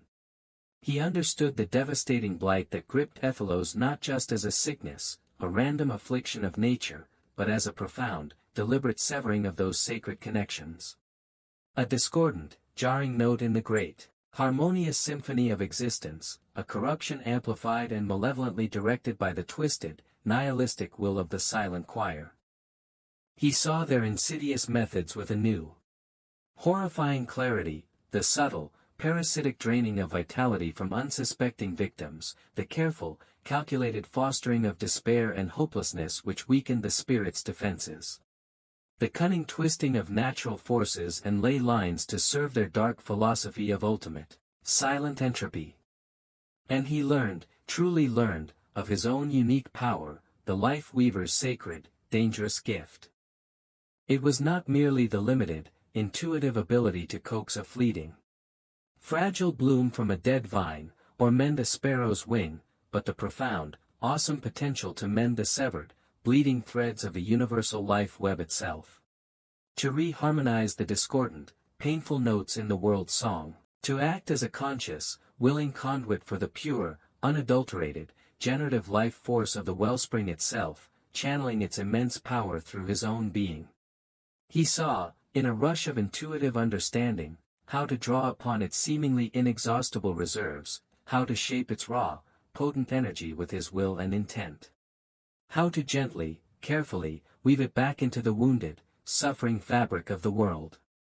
But the visions, the inflowing knowledge, also showed him, with an unsparing, brutal honesty, the inevitable cost. Each act of true, significant weaving, each mending of a major tear in the life web, required a substantial portion of the weaver's own vital essence, their own life force, to anchor the delicate connection, to bridge the yawning gap between the pure source of power and its intended, often distant, recipient. Small, localized acts, like healing the sparrow or coaxing a seed to sprout, exacted a correspondingly small, almost negligible toll. But to counter a blight as pervasive, as deeply entrenched as the one that was strangling Ethelos, to restore the full vitality of an entire land and its despairing people, the price would be immense. Almost unthinkable. It would require not just skill, not just focused power, but a profound, soul-deep act of willing self-expenditure, a giving of oneself so complete it bordered on dissolution. When Theron finally opened his eyes, hours, or perhaps even days later, time had lost all conventional meaning in the wellspring's timeless, luminous embrace. Lyra was still there. A steadfast, anxious sentinel at the edge of the shimmering pool, her face etched with a mixture of profound awe, deep concern, and a dawning, sorrowful understanding.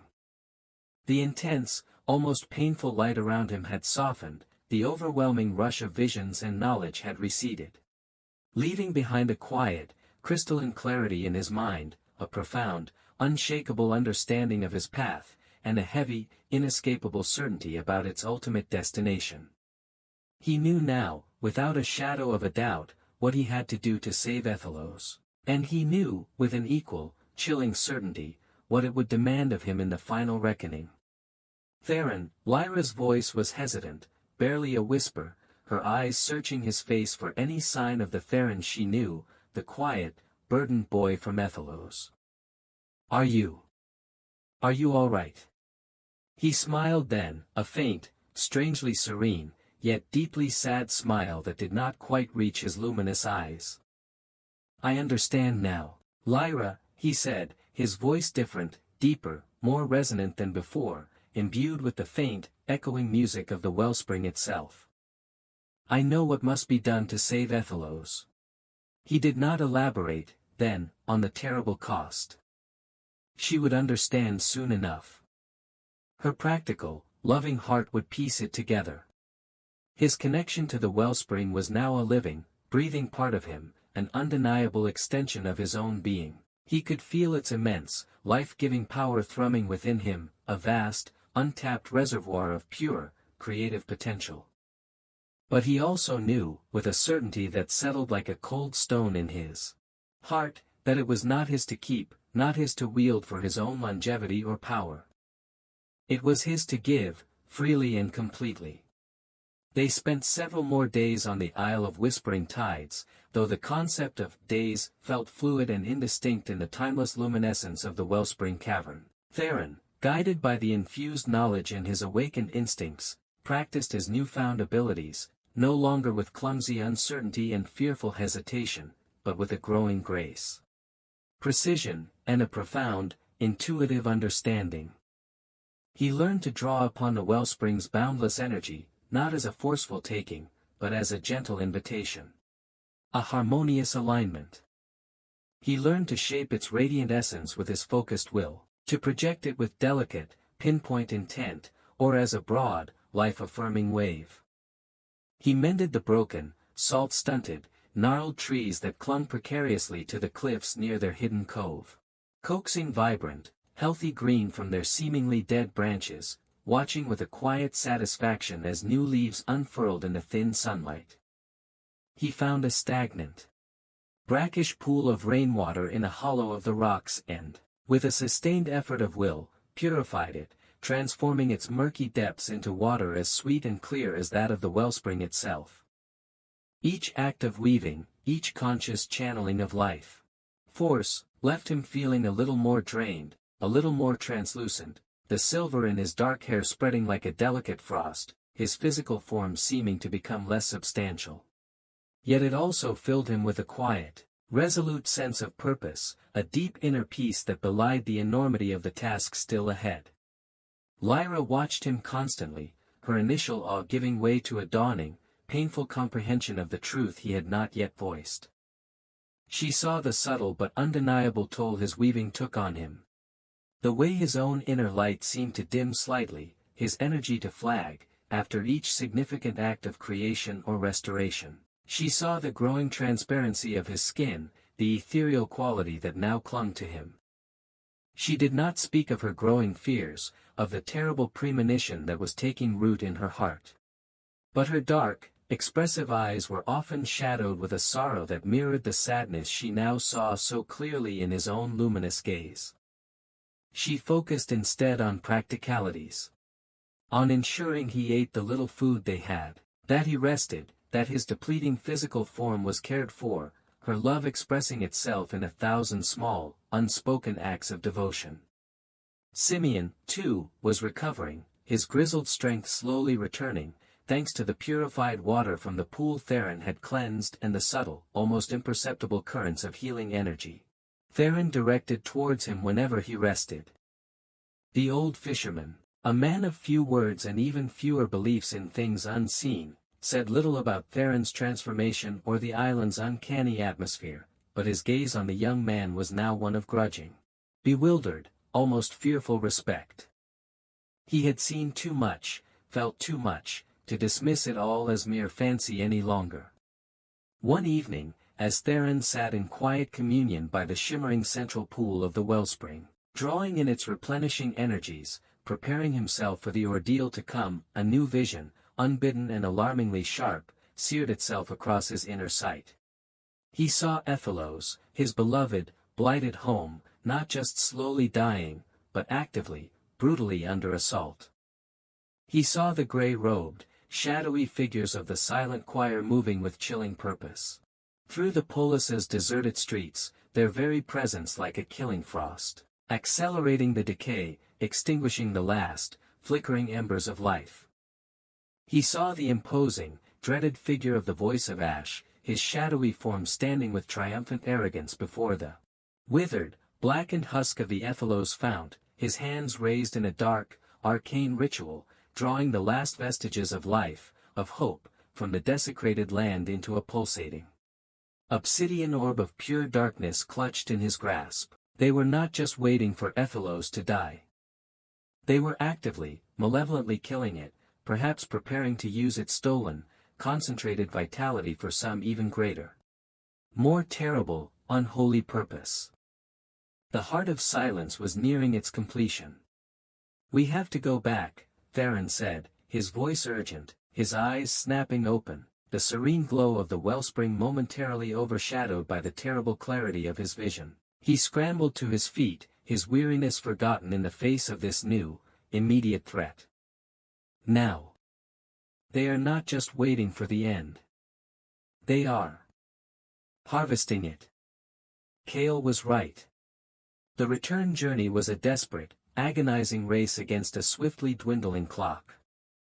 Simeon, his strength surprisingly, almost miraculously, restored by Theron's subtle healing and the island's potent, life-affirming air, agreed without argument to help them construct a makeshift but seaworthy raft. They fashioned it from the island's surprisingly resilient, lightweight driftwood, gathered from the storm-tossed beaches, and the salvaged, still-sound remnants of decking from their initial shipwreck, lashing it all together with tough, fibrous vines that Lyra, with her herbalist's knowledge, found growing in sheltered crevices.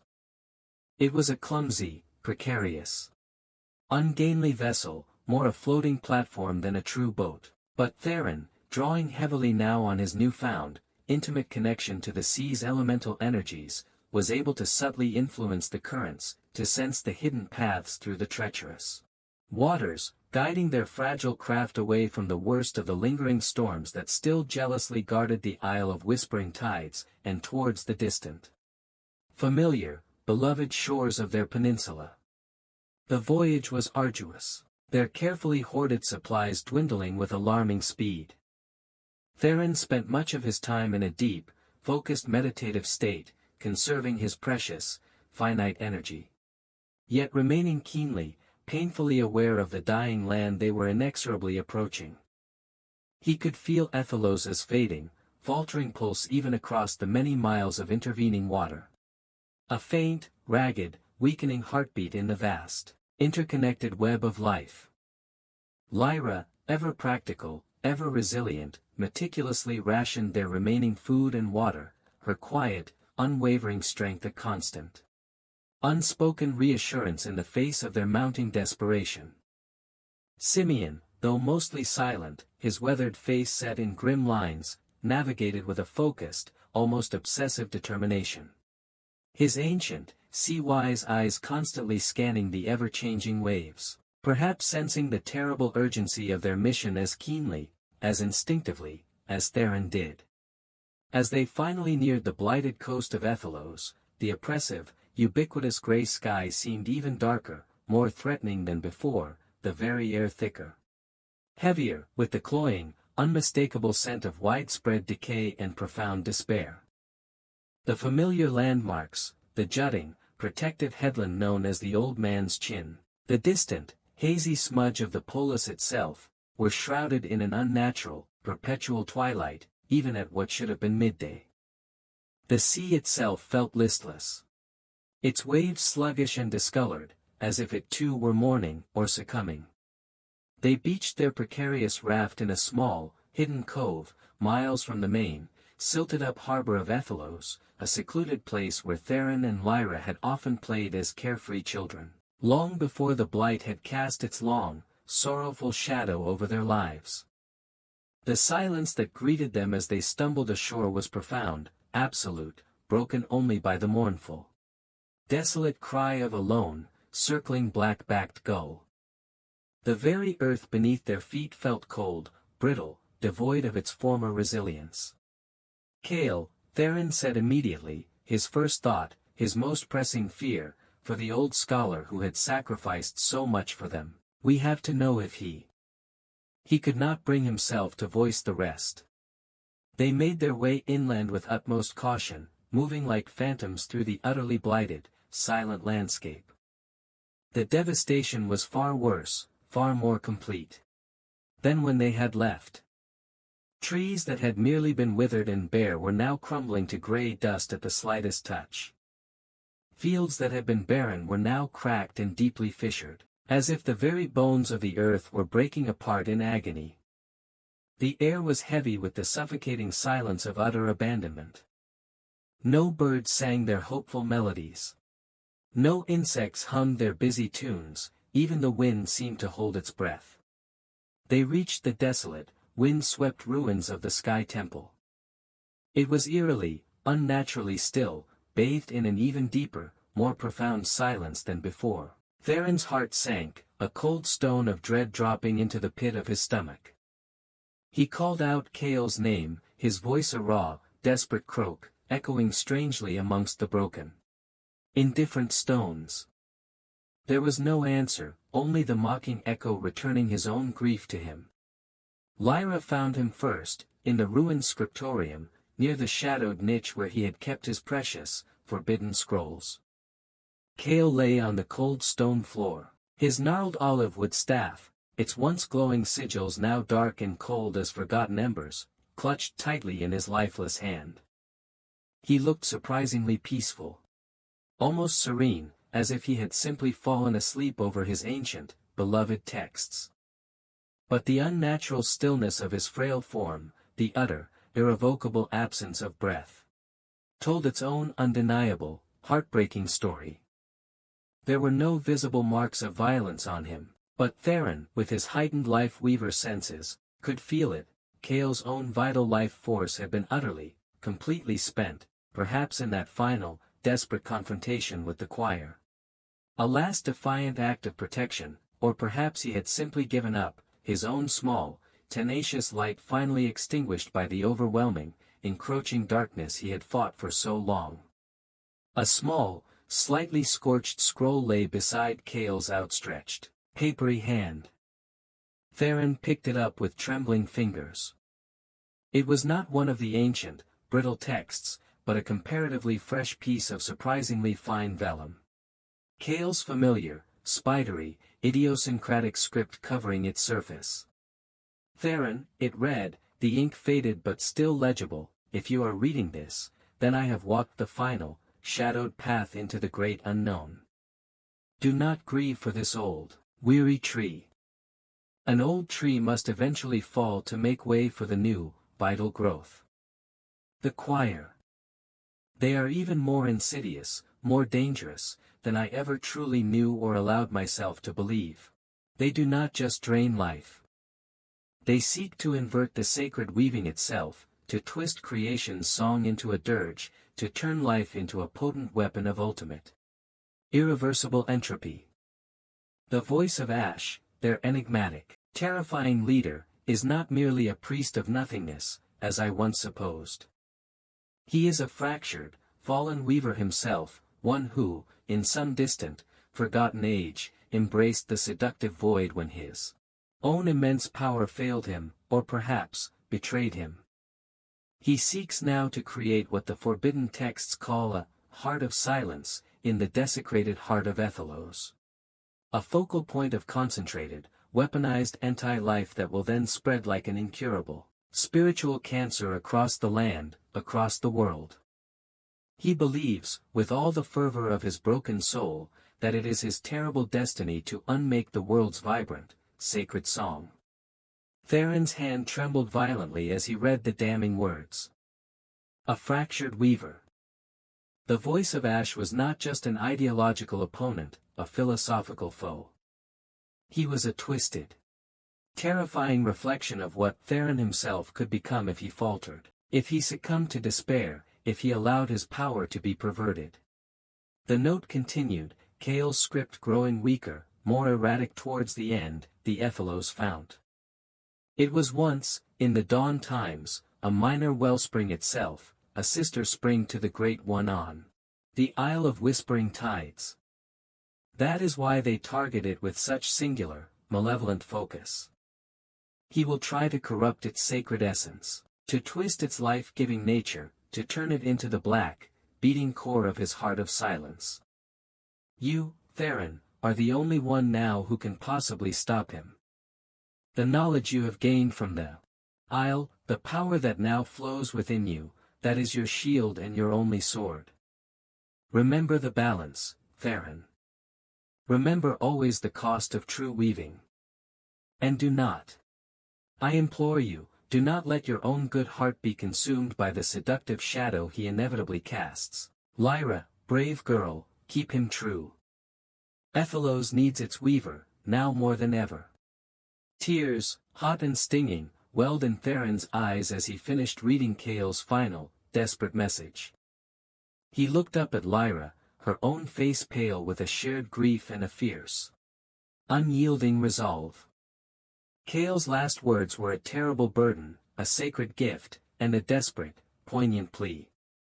We have to go to the fount, Theron said, his voice thick with unshed sorrow for his fallen mentor and a new, steely, almost terrifying determination. Kale's sacrifice, his life, would not be in vain. The song of Ethelos would not be silenced. The journey from the desolate sky temple to the dying heart of Ethelos was like traversing a realm of sorrowful ghosts, a landscape leached of all color, all sound, all life.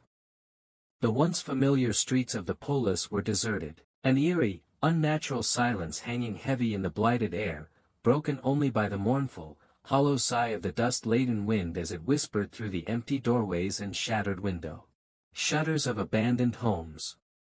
The few townsfolk they glimpsed were like shades themselves, huddled, fearful figures in the deepest shadows, their faces gaunt and drawn. Their eyes hollow with a despair so profound it was almost a physical presence, a palpable weight on the already burdened air. The Blight had accelerated its terrible, insidious work with horrifying speed in their absence. It was no longer a creeping decay. It was a galloping consumption. As they neared the central agora, the traditional gathering place of the polis, where the sacred Ethelos fount lay, the air grew perceptibly colder, the oppressive silence deepening into an almost physical pressure that made their ears ache. Theron could feel the remaining life force of the entire area being actively, violently suppressed, drawn inwards, siphoned towards a single, voracious, unseen point. He could also sense the focused, intensely malevolent will of the voice of Ash, a chilling, invasive psychic pressure that sought to crush his spirit, to extinguish his fragile hope. Before he even reached his formidable enemy, the fount itself, when they finally emerged into the desolate, dust-choked agora, was almost unrecognizable. The once sacred spring, the lifeblood of Ethelos, was now a gaping, dry, obscene wound in the cracked earth, its familiar, moss-covered stones blackened and scorched as if by some unholy, internal fire. At its desecrated center, where the clear, sweet waters once welled with joyful abundance, now pulsed an orb of absolute, impenetrable darkness, a sphere of roiling, viscous shadow that seemed to absorb all light, all sound, all warmth, all hope. It was the heart of silence Cale had warned of in his final missive. And it radiated an aura of profound, soul-numbing, cosmic emptiness, a chilling negation of all that was alive and vibrant.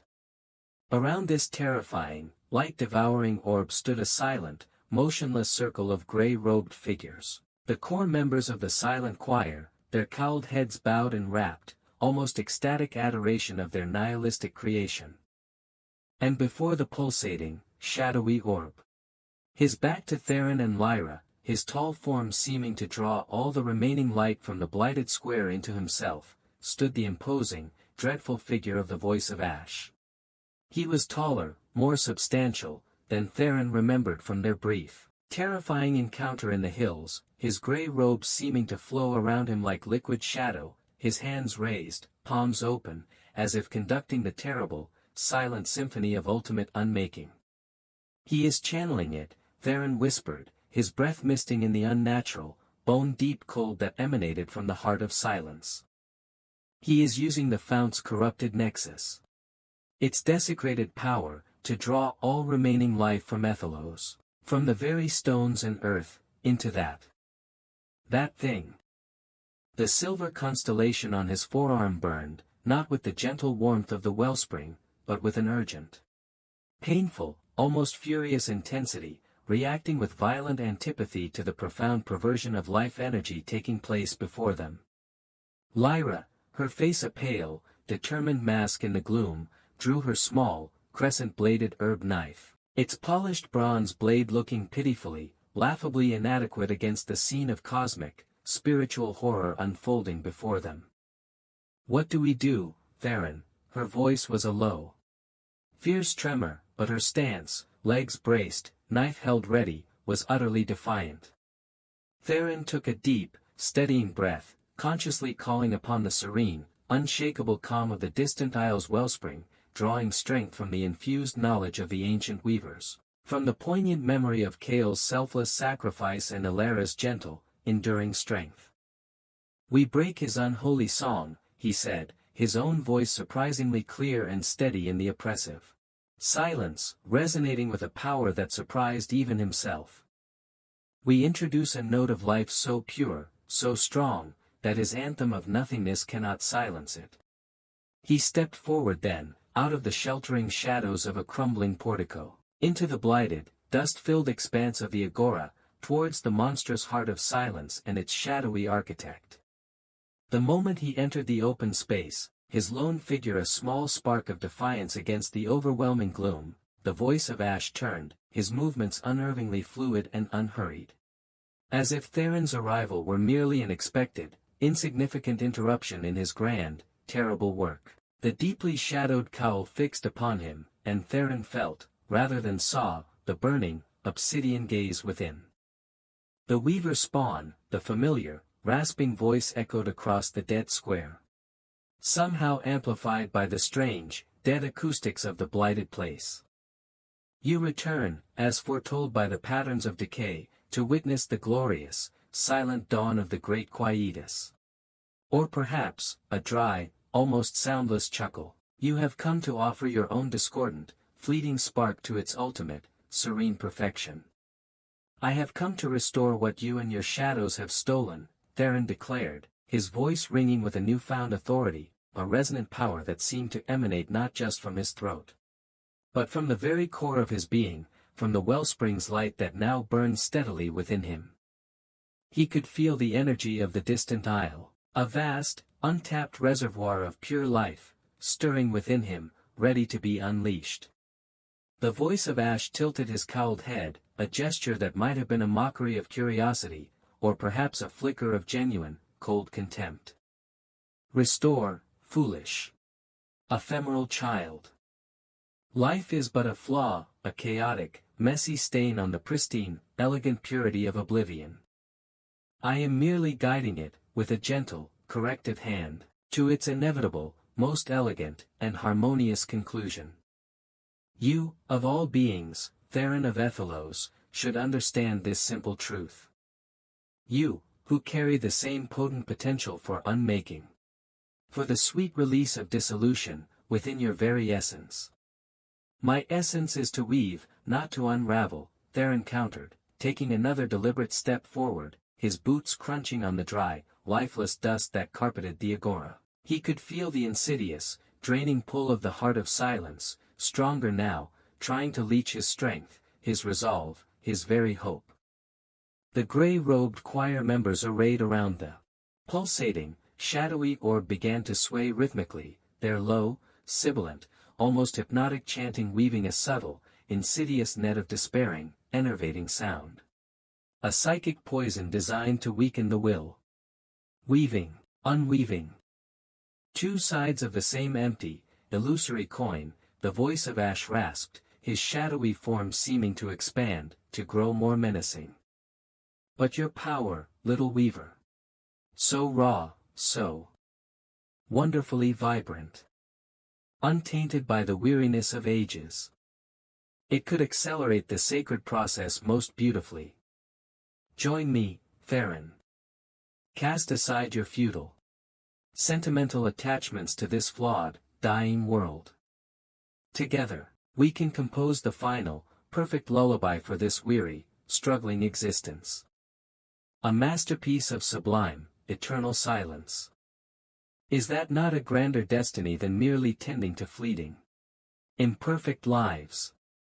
The offer, whispered with such chilling, nihilistic conviction, was horribly seductive in its promise of ultimate release, of an end to struggle, to pain, to the heavy burden of responsibility. Theron had carried for so long. For a fleeting, terrifying moment, a sliver of his exhausted spirit felt the allure of that promised emptiness, the cessation of striving, the cool, dark peace of the great quietus. Then, he saw in his mind's eye Lyra's stricken, hopeful face, Chaol's fierce, sacrificial courage, the innocent, trusting eyes of the children of Ethelos, and the memory of Alara's gentle, unwavering love. The dark allure shattered, replaced by a burning, righteous anger, a profound affirmation of life. No, he said, the single word a shield, a sword, a declaration of war against the encroaching void. My song is, and always will be, of life. He raised his hands, palms open, towards the malevolent heart of silence. The silver constellation on his inner forearm, Lyra Minor, blazed with an intense, almost blinding white light, a miniature galaxy born of hope and sacrifice. He closed his eyes, not against the devouring darkness of the orb, but to focus inward, to become the pure, unwavering conduit. The living bridge between the boundless, life-giving energy of the distant wellspring and the dying, desecrated heart of his beloved Ethelos. This was the purpose for which he had been born. For which he had been spared, for which he had been led to the isle. This was his weaving. Energy, pure and incandescent, surged through Theron, a torrent of unimaginable power drawn from the ancient wellspring across the miles of sea, amplified and focused by his own awakened will. It was an agony and an ecstasy, a tearing and a mending, a dying and a becoming. He felt his own finite life force intertwine with that boundless, elemental torrent. Becoming the vital anchor Chaol had spoken of, the willing sacrifice Alara's songs had always hinted was the sacred core of true, selfless weaving. The very ground beneath his feet thrummed with sympathetic vibration. The blighted air around him crackled with ozone and the scent of impossible spring. He opened his eyes, now glowing with the same pure, white light as the wellspring itself, and directed the overwhelming, cleansing torrent towards the pulsating, shadowy heart of silence. It was not a beam of crude, destructive force, but an overwhelming, irresistible wave of pure, generative, creative energy, a tidal symphony of incandescent light and nascent life crashing with unstoppable force against the voice of Ash's meticulously constructed, life-denying cacophony of encroaching nothingness. The obsidian orb, the heart of silence, visibly recoiled as Theron's radiant light struck it, its dark, viscous surface shrinking, contracting, as if in immense pain. The sibilant, despairing chanting of the surrounding silent choir members faltered, breaking into discordant, terrified shrieks as the undeniably life-affirming energy washed over them, disrupting their unholy harmonies. Some of the gray-robed figures stumbled, their shadowy forms flickering violently, their parasitic connection to the heart of silence forcibly, painfully severed. The voice of Ash, for the very first time since Theron had encountered his chilling presence, showed a reaction beyond cold, arrogant contempt or manipulative persuasion. A wave of palpable, unrestrained fury, of frustrated, thwarted power, emanated from his shadowy form, a psychic scream of rage that battered against Theron's defenses. "You cannot unmake what is ultimate, ephemeral fool," he shrieked, his voice losing its controlled, rasping quality, cracking now with a desperate, almost unhinged rage. He thrust his own shadowy hands towards the struggling, light-assailed orb, pouring his own corrupted, draining, anti-life energy into it, frantically trying to reinforce its collapsing structure, to fight fire with darkness. The two diametrically opposed forces met in the ravaged center of the agora, Theron's radiant, irresistible tide of pure life against the voice of Ash's devouring, parasitic void. The very air screamed with the unimaginable pressure of their conflicting, elemental energies. Buildings around the desecrated square groaned and shuddered, ancient stones cracking, dust and debris raining down. Lyra, despite her overwhelming fear, stood her ground a short distance behind Theron, her small herb knife clutched in a white-knuckled grip, her eyes fixed on Theron's luminous, struggling form, a silent, desperate prayer moving on her trembling lips, her heart aching with a love and a terror too profound for words. Theron poured more and more of himself into the cleansing torrent.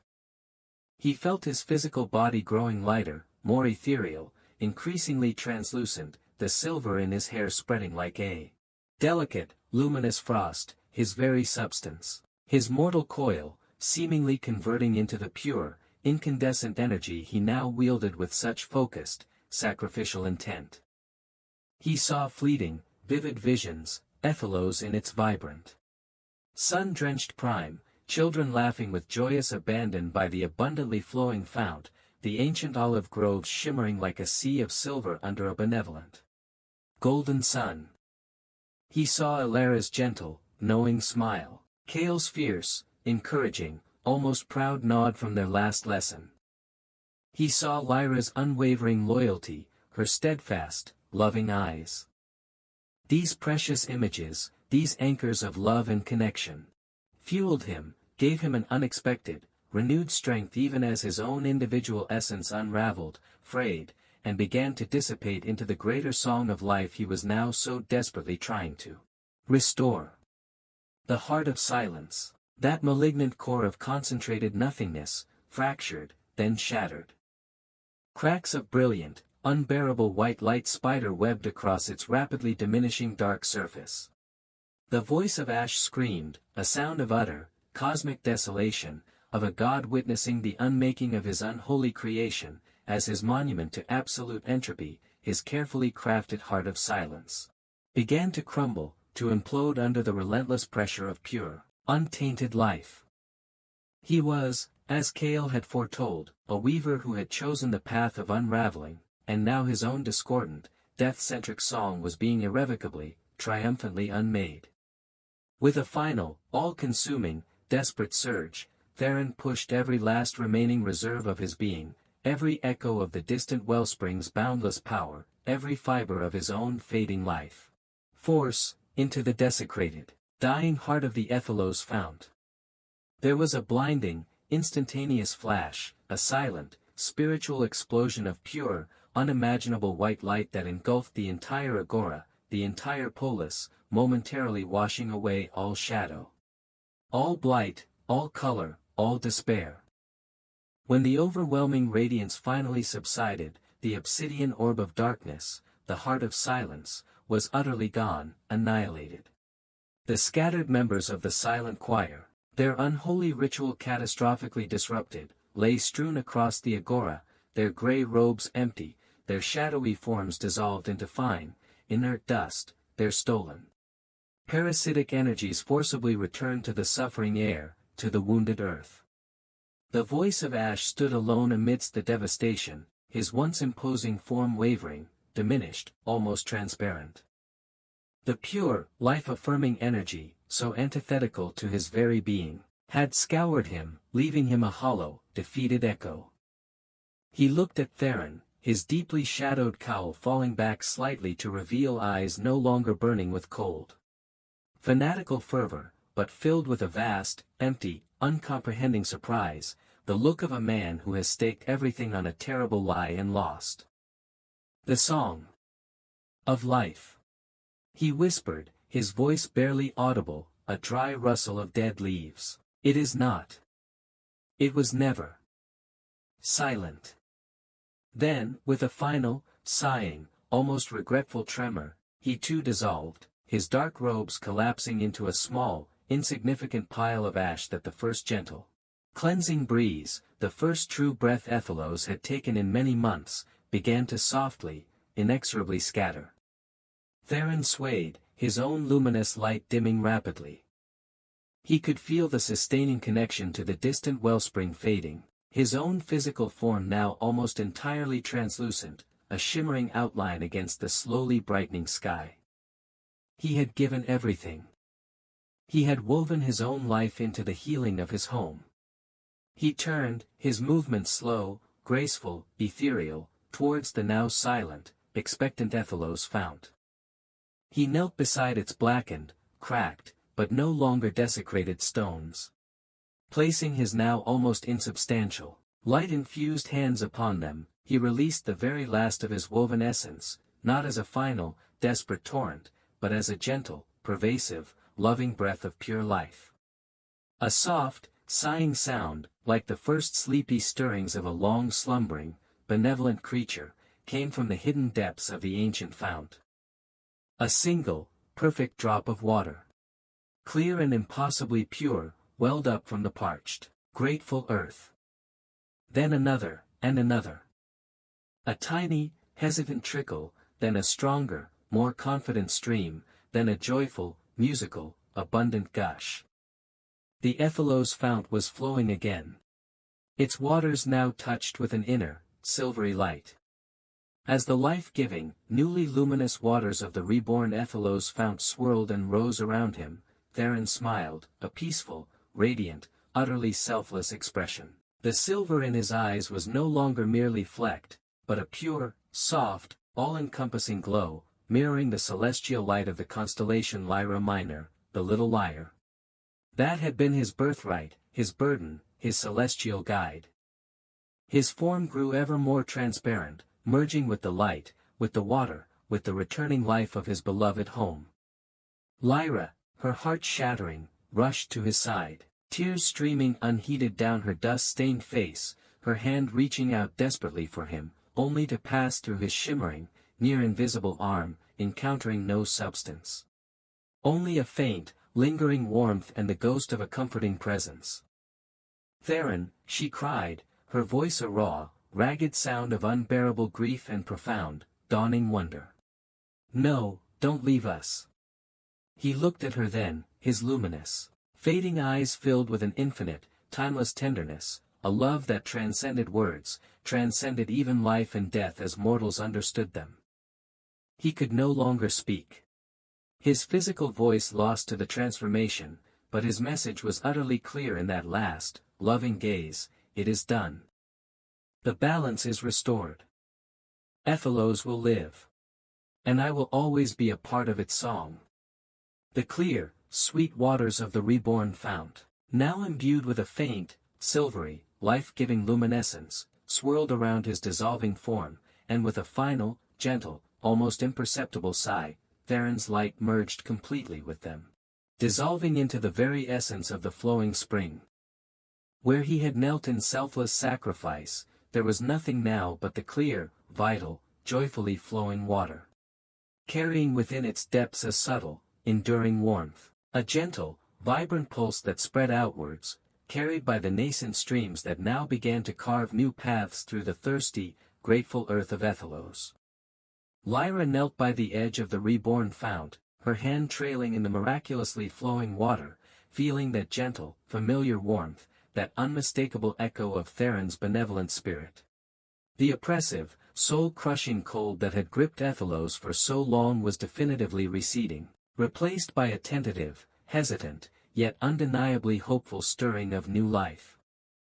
She looked up, through her tears. The heavy, oppressive gray sky seemed thinner, more translucent.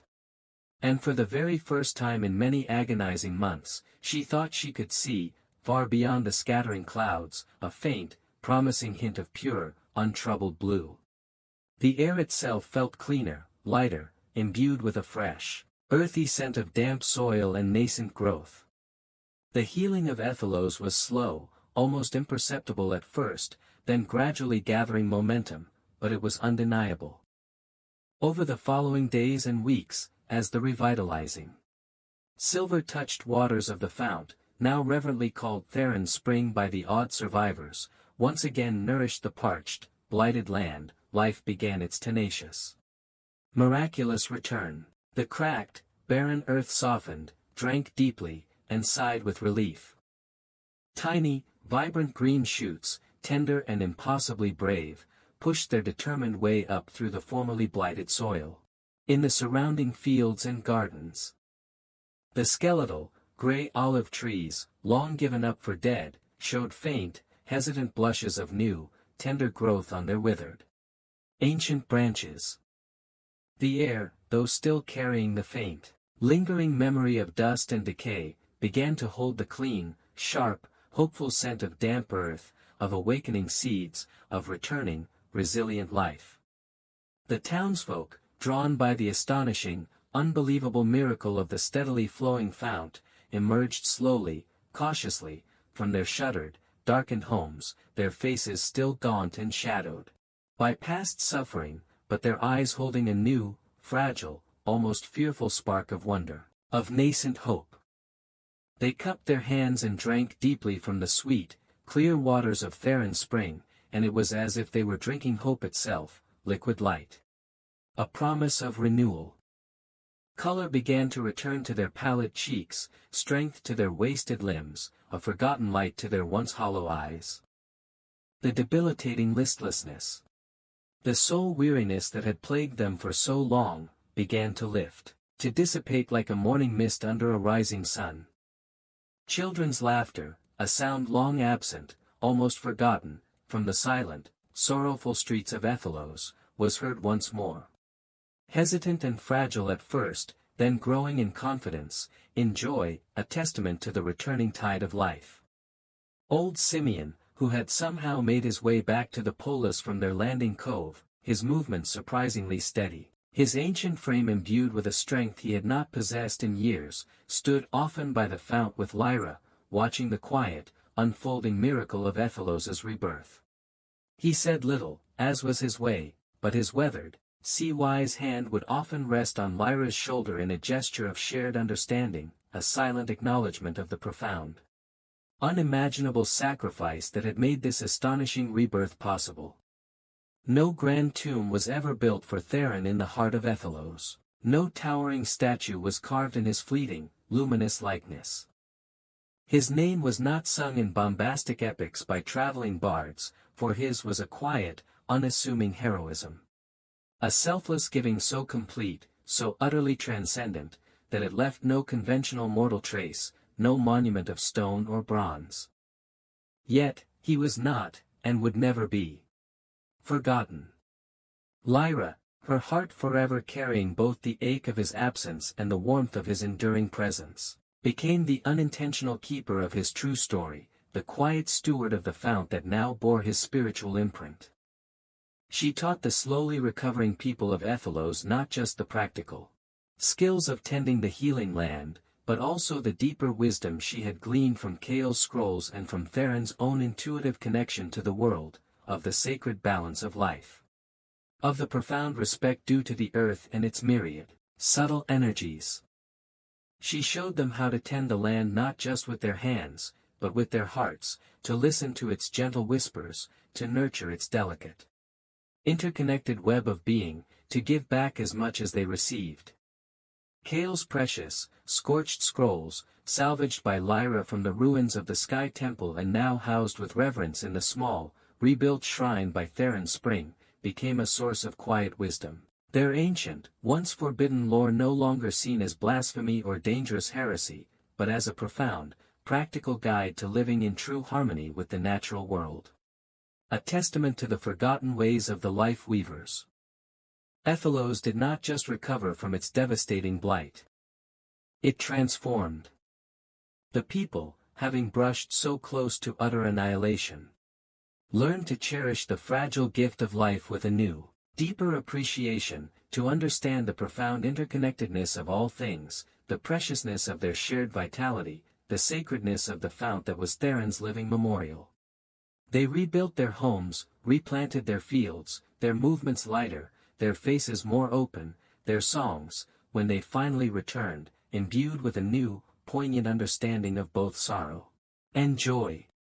Sometimes, on quiet, star-dusted evenings, when the gentle Aegean moon cast its serene, silver light upon the eternally flowing waters of Theron Spring, those among the Ethelans who were particularly sensitive, those whose hearts remained open to the subtle mysteries of the world, would say they could feel a gentle, benevolent presence there, a distinct, comforting warmth in the spring's clear water, a soft, almost musical sigh in the rustling leaves of the newly green, flourishing olive trees that now graced the surrounding hills, a faint, ethereal, silvery luminescence that seemed to emanate from the very stones of the fount itself, a light that mirrored the stars above. They would look up at the night sky, towards the celestial Lyra Minor, the little lyre, and see its delicate constellation, shining perhaps a little brighter, a little clearer, a little more meaningfully over the reborn polis of Ethelos, and they would remember, with a mixture of sorrow and profound gratitude, the quiet, orphaned boy with the sad, starlit eyes and the prematurely silver-streaked hair, the reluctant hero, the last life weaver, who had given his all to mend their broken, dying world.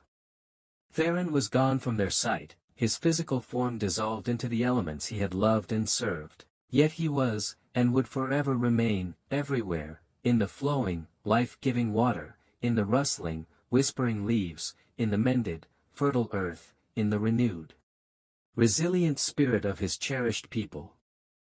His ultimate sacrifice had not been an ending, but a profound, elemental transformation, his precious life, his very essence, woven inextricably, eternally, into the vibrant, enduring fabric of Ethelos, a timeless, hauntingly beautiful melody in its reborn, resilient song. The terrible burden had been great, the ultimate cost willingly, lovingly paid, but in the quiet, persistent, joyful pulse of returning life, his selfless, unassuming heroism found its enduring, luminous, and utterly sacred redemption. The fragile spark of humanity, in the small, forgotten polis of Ethelos at least, would burn brightly once more, warmed by a love that had become the land itself, a testament to the enduring power of one gentle soul against the encroaching darkness. The whispers of the island had found their echo in the thankful hearts of his people, and in the land that now breathed his name with every sunrise. The great quietus had been answered not with silence, but with a song of defiant, enduring life. The memory of the silent choir faded like a chilling nightmare upon waking, their grey robes and siphoning touch becoming a cautionary tale whispered by elders to remind the young of the fragility of balance, and the insidious nature of despair. The voice of Ash became a symbol of the void, a reminder of the path not taken, the emptiness that Theron had filled with his own light. Ethelos, though bearing the subtle scars of its ordeal, a certain knowing in the eyes of its older inhabitants, a deeper reverence for the cycles of nature, flourished as it had not in generations. The trade routes, once shunning the blighted port, slowly re-established contact. Bringing new goods, new ideas, but finding a community changed, more self-sufficient, more attuned to the rhythms of their small corner of the vast Hellenistic world. Lyra, her hair now also touched with silver, became a respected elder. Her knowledge of herbs and healing sought after, but more so, her wisdom, her quiet strength, and her first-hand account of Theron's sacrifice, which she recounted not as a grand epic, but as a simple, heartfelt truth on festival days by the ever-flowing spring. She never married, her heart holding a space that no other could fill, yet she was never truly alone. Surrounded by a community that was, in a very real sense, Theron's living legacy. And Simeon, the old fisherman, lived to a ripe old age, often seen sitting by the spring, mending his nets, occasionally muttering to the waters as if conversing with an old, unseen friend, his skepticism long since washed away by a miracle he had witnessed with his own sea-worn eyes. The story of Theron, the last weaver of Ethelos, became a quiet legend, a source of strength and inspiration, ensuring that the true meaning of sacrifice, and the enduring power of life, would never again be forgotten in that small, resilient polis by the bright Aegean Sea. The years turned into decades. Children who had been born after the rebirth, as it came to be known, grew to adulthood, their lives untouched by the direct memory of the blight, yet shaped by its legacy. They heard the stories from Lyra, from Simeon before he too passed into the quiet earth, and from their own parents who had witnessed the despair and the miracle. Theron's spring remained the vibrant heart of Ethelos. Its waters a constant reminder of the life that flowed from selfless giving. The silvery luminescence within its depths never faded, a gentle, enduring starlight captured within the earth. The constellation of Lyra Minor, overhead, seemed to watch over them with a particular, tender vigilance. Occasionally, travelers from distant parts of the Greek world, philosophers from Athens, merchants from Rhodes, or mystics from the Delphic sanctuaries, would hear tales of the miraculously fertile Ethelos and its legendary spring. Some would come seeking its healing waters, others to dismiss the stories as local superstition. Those who came with open hearts, however, often left changed. They spoke of a unique peace in Ethelos, a profound sense of harmony between the people and their land. An almost tangible aura of benevolent energy that permeated the very air. They could not explain it, but they felt it. One such visitor was a young woman named Cassia, a scholar from the great library of Alexandria, her mind sharp and her spirit questing. She had come chasing whispers of forgotten elemental magic, of a localized phenomenon that defied rational explanation. She spent many weeks in Ethelos, listening to Lyra. Now an old woman, her eyes still bright with intelligence and the memory of love. Cassia meticulously documented the stories, the subtle signs, the undeniable vitality of the land. "This weaving you speak of," Cassia said one evening, as they sat by the softly glowing spring, "it sounds akin to the ancient doctrines of sympathia, the interconnectedness of all things, a concept some of our philosophers now explore. But to manifest it so directly, to restore life on such a scale. And the sacrifice." She looked at the fount, a thoughtful frown on her face. "It defies our known understanding of natural philosophy. Yet, here is the proof." She gestured to the thriving olive groves, the clear, vibrant water, the healthy faces of the Ethelians. Lyra smiled, a gentle, knowing expression. "Some truths are not meant for scrolls alone, scholar. Some truths must be lived, and felt." Theron did not understand it all with his mind. Not at first. He understood it with his heart, with his spirit, with the part of him that was one with this earth, this water.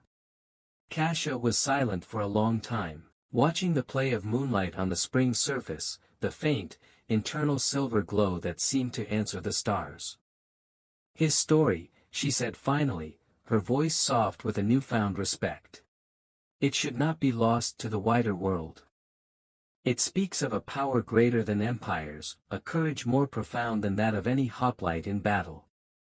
And so, through Cash's careful records, and through the oral traditions that Lyra and the Ethelans preserved, the essence of Theron's tale, though perhaps altered and embellished by time, began to seep outwards, a quiet counter-narrative to the grand, often bloody, epics of gods and warring city-states. It became a story whispered among healers, among those who tended the earth, among quiet philosophers who sought a deeper understanding of the world's hidden harmonies. It spoke not of divine whims or heroic conquest, but of quiet duty, profound empathy, and the transformative power of a single, selfless life given back to the source from which it came. Ethelos itself never became a great power. It remained a small, relatively obscure polis on the vast stage of the Hellenistic world. But it possessed a richness that empires often lacked. A deep, abiding peace, a sustainable harmony with its environment, and a communal spirit forged in shared suffering and miraculous redemption. The Blight was a distant memory, but the lessons it had taught, and the sacrifice that had ended it, were woven into the daily lives, the songs, the festivals, and the very soul of its people.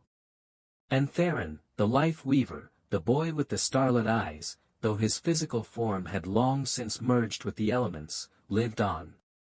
He lived in the ever-flowing waters of his spring. In the rustling leaves of the trees he had coaxed back to life, in the healthy laughter of the children who played freely in the once blighted fields, and in the grateful, enduring memory of a people he had saved by becoming the very life he cherished. His was not the immortality of Olympos, nor the fame of epic heroes carved in stone, but the quiet, pervasive, ever-renewing immortality of nature itself, a gentle, constant presence, a whisper of hope in the heart of the world. His song, indeed, was of life, and it continued to resonate, soft but unbreakable, through the ages. The tradition of the spring festival in Ethelos, held each year on the anniversary of the rebirth, became a central part of their calendar. It was not a raucous affair like the Dionysian revels of other polis, nor a display of martial prowess. Instead, it was a day of quiet remembrance, of gratitude, and of communion with nature. The people would gather at Theron's spring, not with loud sacrifices, but with offerings of first fruits from their now bountiful harvests. With garlands of newly bloomed wildflowers, and with songs, not grand paeans to distant gods, but gentle melodies that spoke of the turning seasons, the resilience of the earth, and the quiet strength found in community. Lyra, in her later years, would often sit by the spring during these festivals, her aged hands, gnarled like ancient olive roots, resting near the water's edge. She would tell the story of Theron, not as a legend of a demigod, but as the tale of a young man who loved his home so fiercely he became one with it. She spoke of his doubts, his fears, his quiet courage, making him relatable, human, his sacrifice all the more profound for its very groundedness. She ensured that the Ethelans remembered not just the miracle, but the boy who had been its vessel, the heart that had chosen to break so that theirs might continue to beat. The children, especially, were drawn to her tales. They would sit around her, their eyes wide, listening with rapt attention. For them, Theron was not a distant myth. He was the spirit of their spring, the reason their world was green and alive. They would trail their fingers in the silvery water, half hoping to feel his touch, and perhaps, in their innocent belief, they sometimes did. They learned that true power was not about domination or control, as the great empires of the world seemed to believe, but about nurturing, about mending, about giving. As the Hellenistic age gave way to new powers, new empires, Ethelos remained a small, almost forgotten enclave, its people content with their modest prosperity, their deep connection to their land. The grand narratives of history, with their clashing armies and falling dynasties, largely passed them by. Yet, in their own quiet way, they preserved something precious, a wisdom born of loss and renewal, a legacy of a different kind of heroism. The knowledge of the life weavers, once a dangerous, forbidden lore, became, in Ephelos, a living tradition. Not everyone possessed Theron's innate power, of course, but the principles of balance, of respect for the life force in all things, permeated their farming practices, their healing arts, their very way of life. They became known in the surrounding islands and coastal towns as skilled gardeners. As people who could coax life from the stoniest soil, whose olive oil was particularly rich, whose wine had a unique vitality.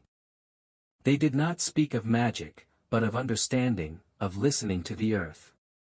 And the spring, Theron's spring, continued to flow, its waters ever clear, ever sweet, ever touched with that faint, ethereal silver light.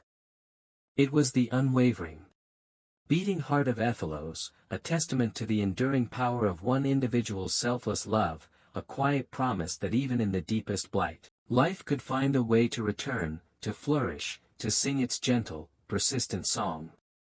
The memory of Theron, the last weaver, was not just a story. It was the living breath of his people, the enduring soul of his redeemed land. His sacrifice had ensured that Ephelos, at least, would never truly know the great quietus, for it was forever imbued with the whisper of his undying, life-giving song. The constellation of Lyra Minor, the little lyre, seemed to pour its soft, distant light directly into the heart of the spring, a celestial echo of the boy who had once borne its mark and fulfilled its silent, starry promise.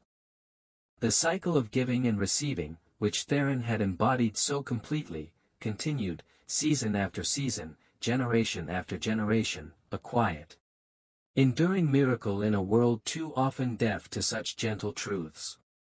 Generations later, when the memory of Theron had softened into the realm of sacred legend, a young girl named Elara, named for the priestess who had first sheltered the weaver, was born in Ephelos. She, too, had eyes the grey of sea-smoothed stones, and on her inner forearm, faint but unmistakable, was the silvery tracery of Lyra Minor. The elders of Ephelos watched her with a mixture of awe and trepidation, their hearts stirred by the echoes of the past. The land was still fertile, Theron's spring still flowed with its gentle luminescence, but the world beyond their peaceful peninsula was troubled. New empires rose and fell, their conflicts sending ripples even to quiet shores. Old philosophies of greed and domination, not unlike the insidious whispers of the long-vanished silent choir, began to find purchase in distant cities. Elara grew up immersed in the stories of Theron, not as fables, but as living history, as a sacred trust. She spent her days by the spring, feeling its gentle pulse, listening to its quiet song, a song that resonated deep within her own burgeoning spirit. She displayed an uncanny affinity for growing things, her touch seeming to coax even the most stubborn seeds into vibrant life. She felt the interconnectedness of all things not as a learned philosophy, but as an innate, undeniable truth. The elders, led by an aged descendant of Lyra, began to teach her what they remembered of Kael's scrolls, of the principles of weaving, of the balance and the cost. They did not know if a new blight would ever come, if a new voice of ash would ever arise to threaten their world with silence. But they understood that the gift Theron had embodied was not meant to be a singular miracle, but a potential within life itself, a capacity for healing and renewal that must be nurtured, respected, and, if the need ever arose, courageously wielded. Elara did not feel the same overwhelming burden that Theron had carried, for her Ephelos was healthy, its spirit strong. Her task, she sensed, was different. It was not to fight a consuming darkness, but to preserve the light, to be a conscious steward of the harmony Theron had died to restore, to deepen her community's understanding of the sacred weaving, so that if shadows ever did lengthen again, Ephelos would not face them with one lone, desperate weaver, but with a people whose collective spirit was attuned to the song of life. She would walk the olive groves, her hand brushing against the ancient, gnarled trunks, feeling the faint, lingering echo of Theron's essence within them. She would sit by his spring, and in the gentle lapping of its waters, in the soft sigh of the wind through the time-scented hills, she would hear not just his memory, but a continuous, living promise. The sacrifice had been made, the redemption won, but the weaving of life was an eternal task, a song that must be sung anew by each generation, in harmony with the enduring spirit of the land. And the quiet, starlit blessing of those who had given everything so that life might continue. Ethelos, thanks to its first, selfless weaver, and now to the hopeful promise of its new, young guardian, remained a small, resilient beacon, its heart a spring of perpetually luminous, life-giving water, a quiet testament to the enduring power of a love that had truly become the world.